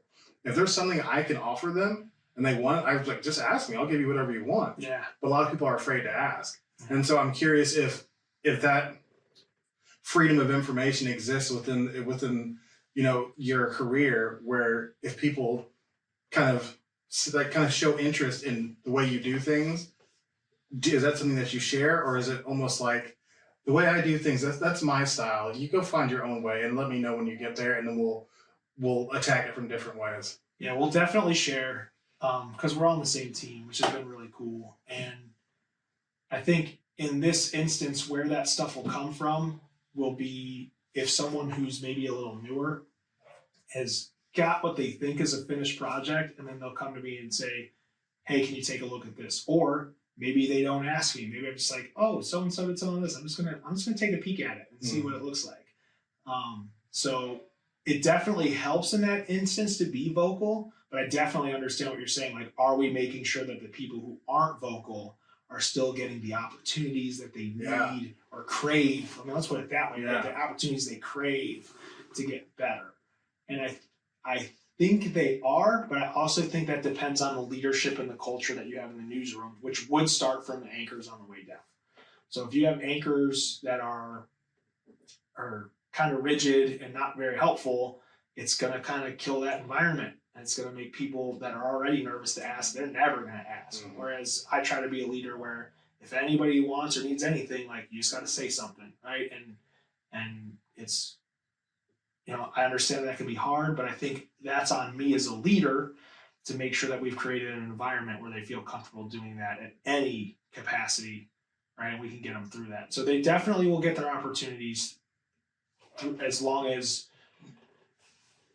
I'm doing a good job helping look out for them. So have you watched any of the, like, I love newsroom type shows. Yeah. The Newsroom is one of my favorites. The Good Morning Show. Have you watched any of that stuff? I have not watched The Newsroom because I thought The Newsroom was too close. I am going to watch it now because so good, man. Everything that I've ever seen I'm a huge fan of the show Billions on Showtime. Okay. It's the same writer. Aaron Sorkin? Yeah. Aaron Sorkin wrote Billions? Yeah. I did not know He's that. part of the production team and writing team on Billions. So I'm like, okay, like, this is just going to be a stylish show that I can jive with. So do you like West Wing?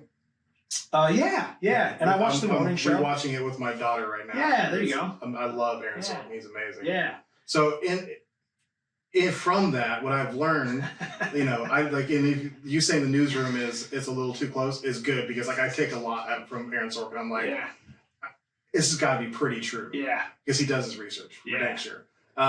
Is that the culture in the newsroom is less about the anchor setting the culture by, like, him speaking it, and more about the culture being set up to please the head anchor? Great question, man. So the overall temperature of the newsroom is going to be set up by your news director first and foremost. They set just, this is what we're doing, this is our goal, this is what we're working towards.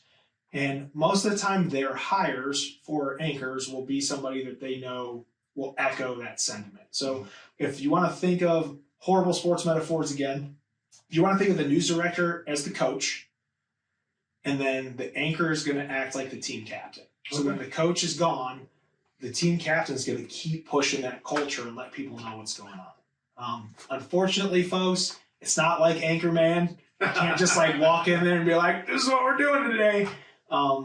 But the morning show on Apple TV was an interesting, because there is a lot of stuff in there that I feel is fairly accurate. I wouldn't know. They're more modeled off of like a national, obviously, like Good Morning America. Yeah. Like they did everything but call it Good Morning America. Absolutely. So there's going to be some things in there that are different, but there's a lot of stuff in there that kind of reigns similar as far as dynamics, which I thought was really interesting. So yeah, the news director sets the tone. The anchors are really responsible for keeping that going and keeping that vision and everything clear, and keeping the relationships and the vibes going. So a lot of the times too, because with us, like, our news director's in there from about 8 to 5 or 6, depending on the day and what's going on. Now I'm there from 2 to 10 at night. So once the news director leaves, like, I'm helping push the ship in the right direction. So is Wendy, right? So not only has to be connection with me and the news director to know that we're seeing things eye to eye, there has to be a really good working relationship with the two anchors together, right? They have to figure out where they stand with each other, how they're going to push that forward. If one person's really vocal, does the other person need to kind of step back and lead in a different way? It's a lot of interesting leadership dynamics there too. So in both the Good Morning Show and Good Morning America, the culture for being very misogynistic was, it was called out like really hard. Is that something that you notice still today in your and your piece of that, and are you outspoken against it? Definitely outspoken against it. I've never worked in an environment that I have perceived to be that way. I know that as a white male, right, that's very easy for me to sit here and be like, everything's totally cool. Right. I'm not blind to that. I totally understand that. I think the environment still exists a little bit. Well, maybe more than a little bit in some places. I've seen the inboxes of direct messages and Facebook messages for me and my male journalist friends. I have seen a few because I don't ask to see them because I don't want to, but I have seen some of the inboxes for Facebook and Instagram of my female coworkers, that's anchors or reporters in the field. It's pretty gross. Oh, man. It's pretty gross. The things that people feel they have the liberty to just write in and tell a female is beyond me. If any of that stuff came out of my mouth, my mom would be around the corner hitting me upside the head. Right. So I don't know where, and it's not everybody. I'm not speaking for everybody. It's the very select few that are writing in. But if I have 5 messages, she's got 100, and out of that 100, most of them aren't great. Really? Whether it's either I can't believe you chose to wear that, or interesting hair choice, just like all this superficial, awful stuff. Enough pressure already, right? Especially with what you said, what the industry has been, getting through that and making it work. So I've always been really outspoken about that, and I've always made it a really, really interesting point. And I really hope that the people that I've worked with will see this too, to make those women that I've worked with as comfortable as possible.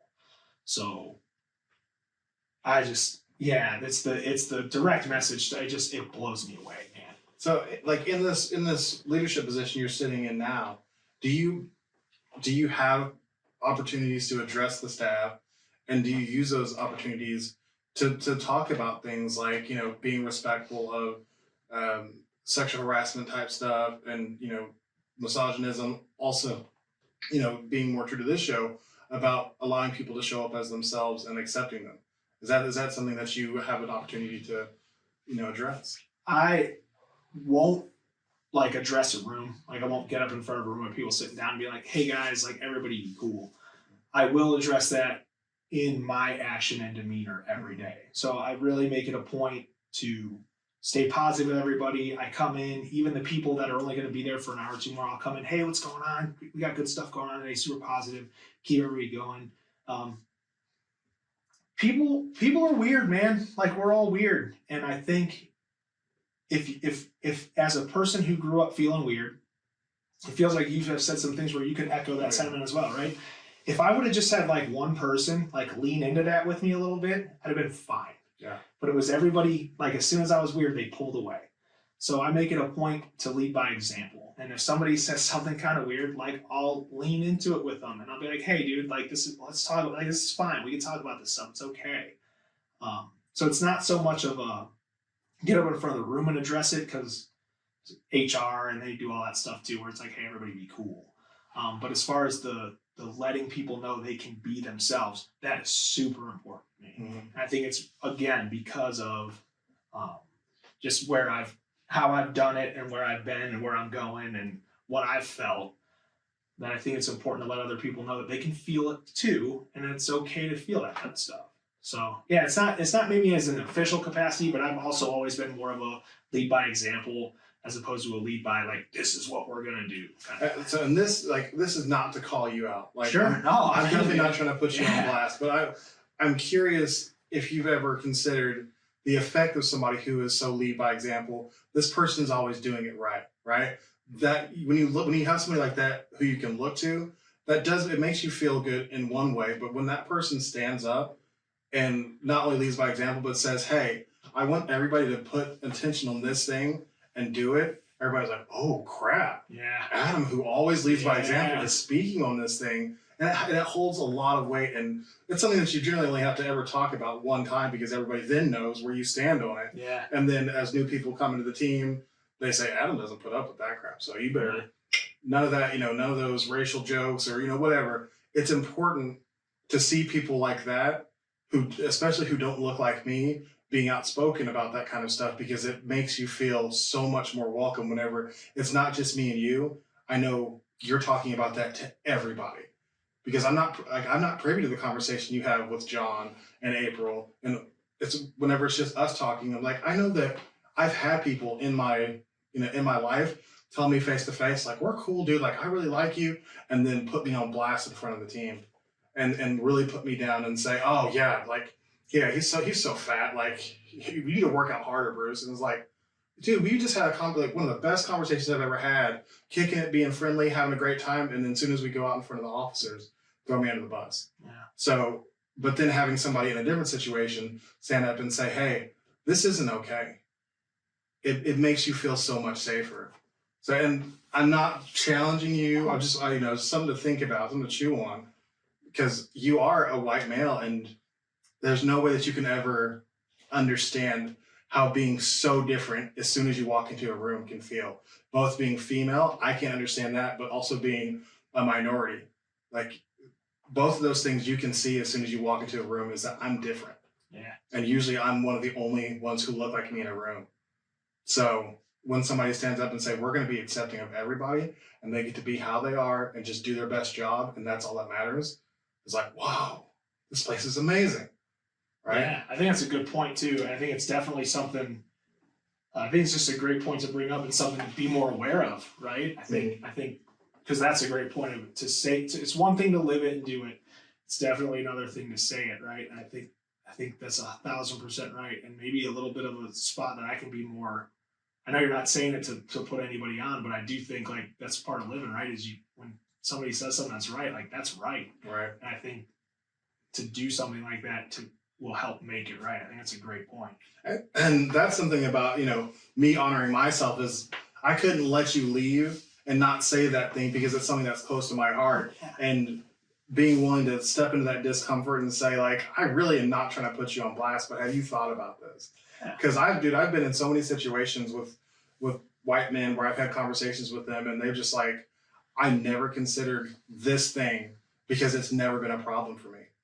I talked to a guy in the fire department who literally grew up around all white people, went to school with all white people, never considered what his privilege was like, because everybody had it. He'd never been approached with somebody who just didn't have those things, who had to worry about driving because you don't know how the cop is going to react when you get pulled over. Like those types of things are totally taken for granted by a lot of people.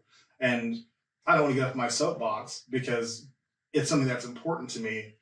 Not that everybody feels bad that, oh, poor me, I go through all these things.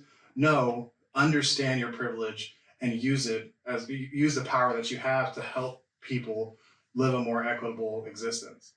Yeah, it's a great point for any position or anybody who's got any kind of authority at all. I mean, that could be working in a newsroom, or it could be working at the store, or even just in your friend group, right? Like you can have equity and influence. It's any influence at all, right? You can have equity and influence in a group of friends, and you'd be like, hey guys, like this ain't it. Yeah, absolutely. And it'd make a huge change right out of the gate. And I've mentioned multiple times in many different venues that white men are the silver bullet whenever it comes to like conversations about injustice, equity, race, because you are the majority for one, and other people listen to you without all these preconceived notions as to what or why you think what you think.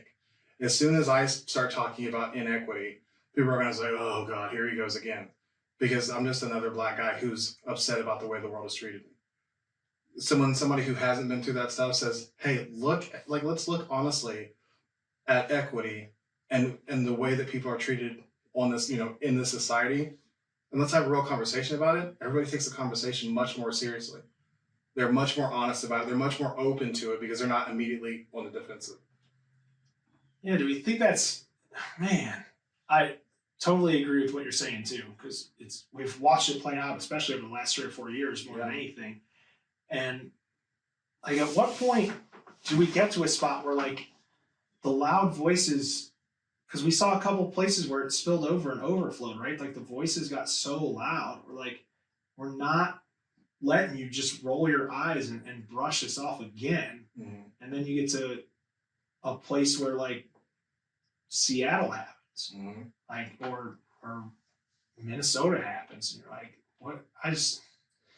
So do we think that's ego? Like, where does the eye roll come from? Because if someone really, is it ignorance? Because ignorance isn't an excuse, right? Like, it's not, it doesn't suffice for not creating positive change.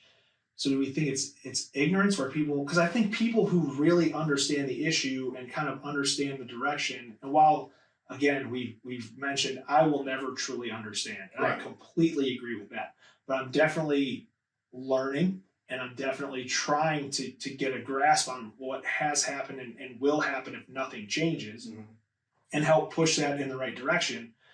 But where do we, like, I just don't understand where because I've never been an eye roll guy. Like you said, like somebody's like, oh, here we go again. And that's never been me. And it's like, at some point, folks, like, you got to stop rolling your eyes here, because this isn't 1 in 1,000. It's like 1 out of 5. Mm-hmm. So, and you could make a really good argument it should be 5 out of 5 or 4 out of 5. So when does that change? And I know it's like a question for a bigger. Well, I think the biggest, like, that eye roll comes with deeper privilege or lack of understanding of privilege. Yeah. Whichever it slides on the scale. But if you've had great privilege and you have some awareness of your privilege, there's a possibly your eye roll, or if you've had some privilege but you have no understanding of what your privilege is, that eye roll comes because especially somebody who's had very little privilege, it's really easy for them to say, I've had to work just as hard as you.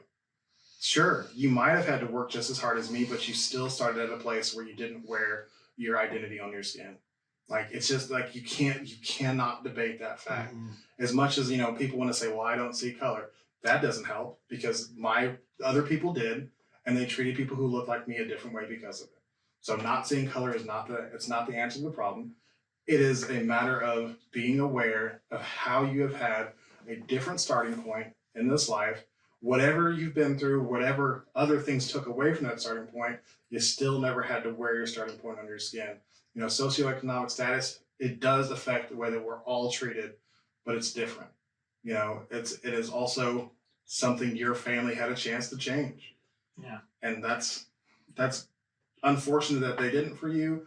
You still can't roll your eyes because somebody else is upset about their situation that they had no choice over.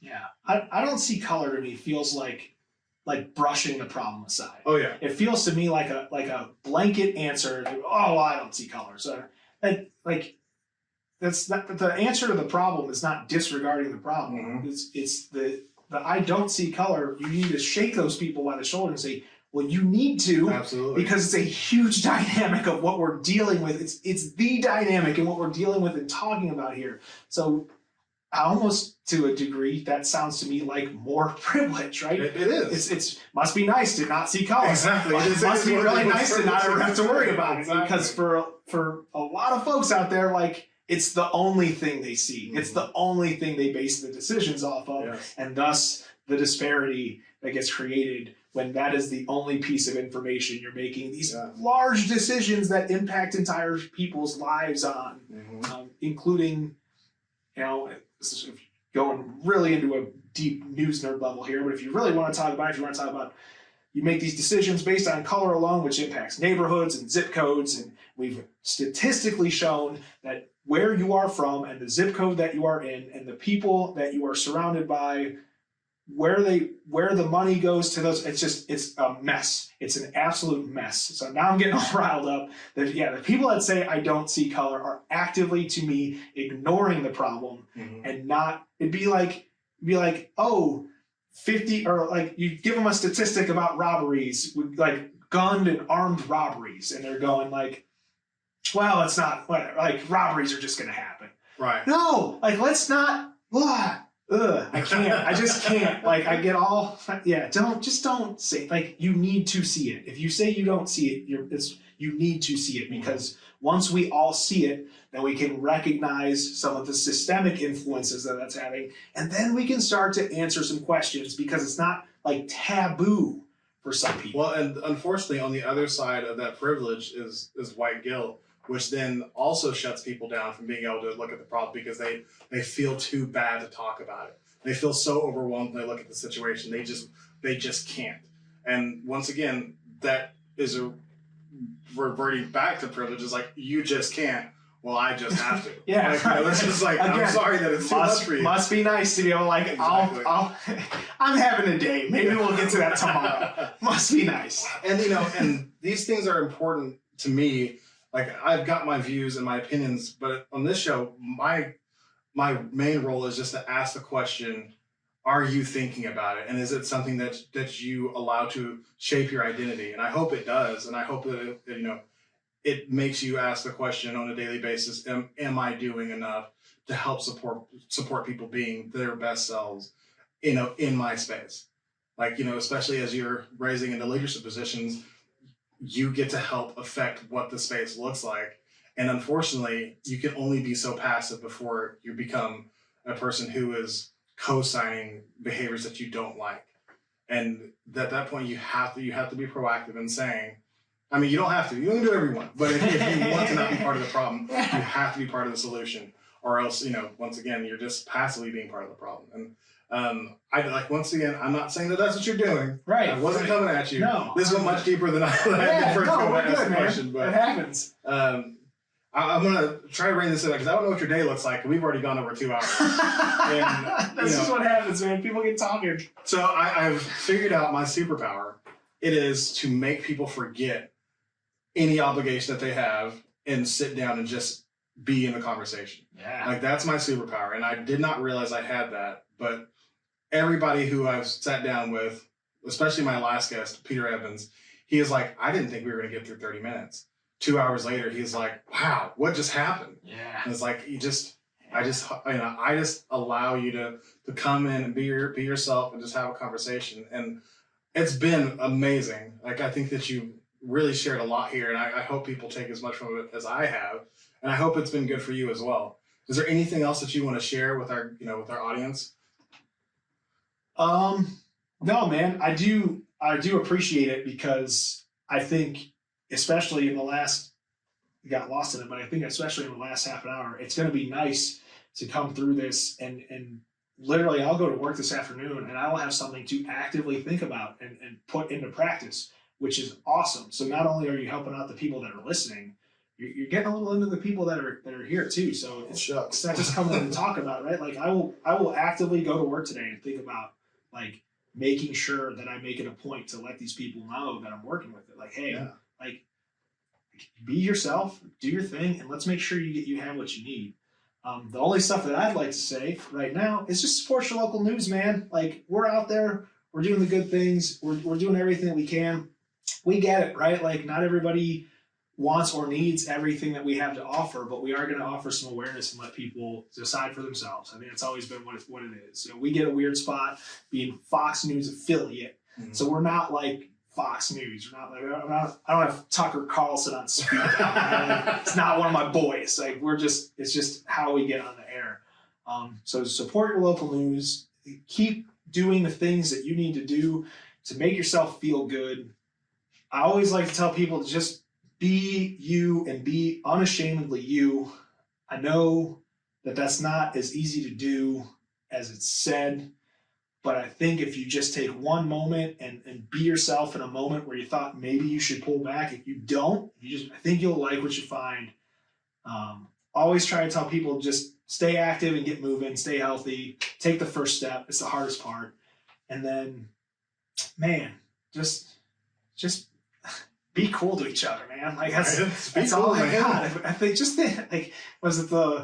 in the other guys where he's like, well, what about just like 5 million concerned citizens, just like everybody stepping up and doing their part? Like, right. He says it as a joke, but it's like, man, if everybody was just kind of cool, like think about how much more stuff we get done. Absolutely. Let's be cool, man. Well, I'm definitely, knowing you're going to be on the news, I'm definitely much more inclined to watch now. Oh, man. Like, I mean, and that's not me just puffing you up. Knowing that I've got somebody there whose goal is to get the information to me in a way that is not going to hurt me and is not going to try to fear monger, because that's something that, you know, I definitely remember in the early 2000s, late 90s. Oh yeah. Is that just ratcheting up the fear was a big part of my, you know, my connection with the news. I don't feel that from you in the least bit. You want to tell the good and the bad with an air of humanity, and I absolutely appreciate that, and that makes me want to hear the news again. Ah, that's the best compliment you can get. Honestly, that means a ton. Like I said, it's just, if we get done and it's 5 minutes or 50 minutes or whatever you watch, and you're like, that's a guy that I want to sit down and have a beer with, that's the goal, man. Yeah. Like we're just gonna get it done. Well, man, what a great talk. What do the next 5 years look like for you? You have any big plans? Is this as high as you plan to go, or are you trying to go national? So I'm in Oklahoma City for 3 more years. I just signed a new contract. It was kind of funny. I signed a 3-year contract for the morning show, and then 6 months later, they're like, "Hey, we're gonna move you to the evenings." So I hit the reset button. Right, so it's only 6 months, so like we just start over. So I'm at least here for 3 more years, and I'm really interested to see what that looks and feels like, because our whole team in the evening on Fox is all set up for the same 3 years, which is very rare. Wow. That never happens. It's always one person goes, one person stays. So that'll be fun. And I don't know. I don't have an end destination, man. Everybody, where do you want to work? I'm like, I don't know, man. I'll know when I get there. Oklahoma City's been great. As it's opened up and gotten to learn more and do more and see more, I've had so much fun here. So I'd be remiss if I thought about the time ahead and not enjoyed and made the impact that I was trying to make right now. So I kind of just take it like the one contract at a time. And like once I get to the last year, start having some conversations, see what everybody's doing, and we kind of go from there. But I will say this, if I ended up being a person that stayed here and was a 20 or 30 year long news anchor in Oklahoma City, that's a good life that I could die happy with. I mean, that's a pretty good spot to be. That's awesome. So if people want to learn more about Adam King, where can they find more Adam King? Oh man, okay. You got Fox 25 News at 5 o'clock, late edition at 9 o'clock.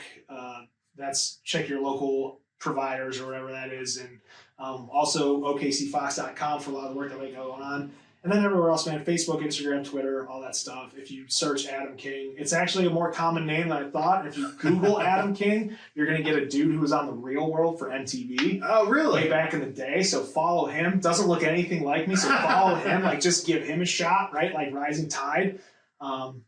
But Twitter and Facebook, it's like Adam King News. Instagram's I tend to be a little more personal and less professional on Instagram. So if you want to connect with me professionally, like those are the ways. And if you want to connect with me like as a guy, Instagram's probably the shot there. And then the email's Adam King at SBG South Bravo Gainer Television Video.com, SBGTV.com. Right. So and I'm always looking for ways to connect with folks and stories. And if you see me in public, I make it a very, very poignant point to not be noticeable in public.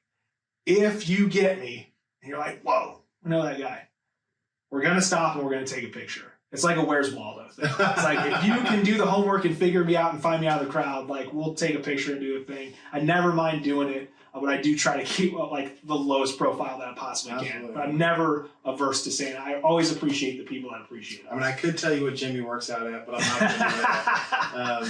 They all know. They're all making fun of me anyway, so they all know. Man, I'm really just pleased with how honest and just genuine of a person you are. And I really appreciate you coming on the show and sharing yourself and being open to, be vulnerable. Because I believe that that's where the healing happens, and I feel like that's where we're gonna, reach the most people, and they're gonna listen to this, and they're gonna say, "I see myself in that person, and I see his hurts, and they're similar to my hurts," and I never would have thought that I had that in common with a news anchor for the entire city of Oklahoma City. Like that's, if you are listening from somewhere besides Oklahoma City, it's huge. Oklahoma City is big, so it's actually a very big market as far as markets go. And you're just a great dude, and this conversation has been amazing. I never had a doubt. He's like, I already knew. Well, I mean, people that care get together and start caring together. You and I aren't so different, like in energy wise, right? Yeah. Like we're good vibe guys, and I don't know. And this was a good vibe. Absolutely. Man, if you enjoyed today's episode, please give us a follow at Authentic on Air with Bruce Alexander. Make sure to like it and share it with someone you think might enjoy it too. Also, please check out earlier episodes to support the future creation of great content. Don't forget to like us on social at Authentic Identity Management. We're on Instagram, Facebook, Threads, and LinkedIn. You can also head over to the Authentic Bruce YouTube channel for podcast video with bonus content and impactful clips from my great conversations with these guests. Finally, if you are struggling to show up as yourself in your content, your work, your life, or your family, I would love to help you. Authentic Identity Management does identity coaching to help you align yourself with the identity you share with the world. It's exhausting to live someone else's life. Live authentically and access the potential that belongs only to you. You can contact me on social or email at bruce@authenticidentitymanagement.com, and we can set up a free 30-minute consultation. Thanks again to Adam King, who's been amazing today. That is it for today's episode. Until next time, be yourself and love yourself. Bye, everybody.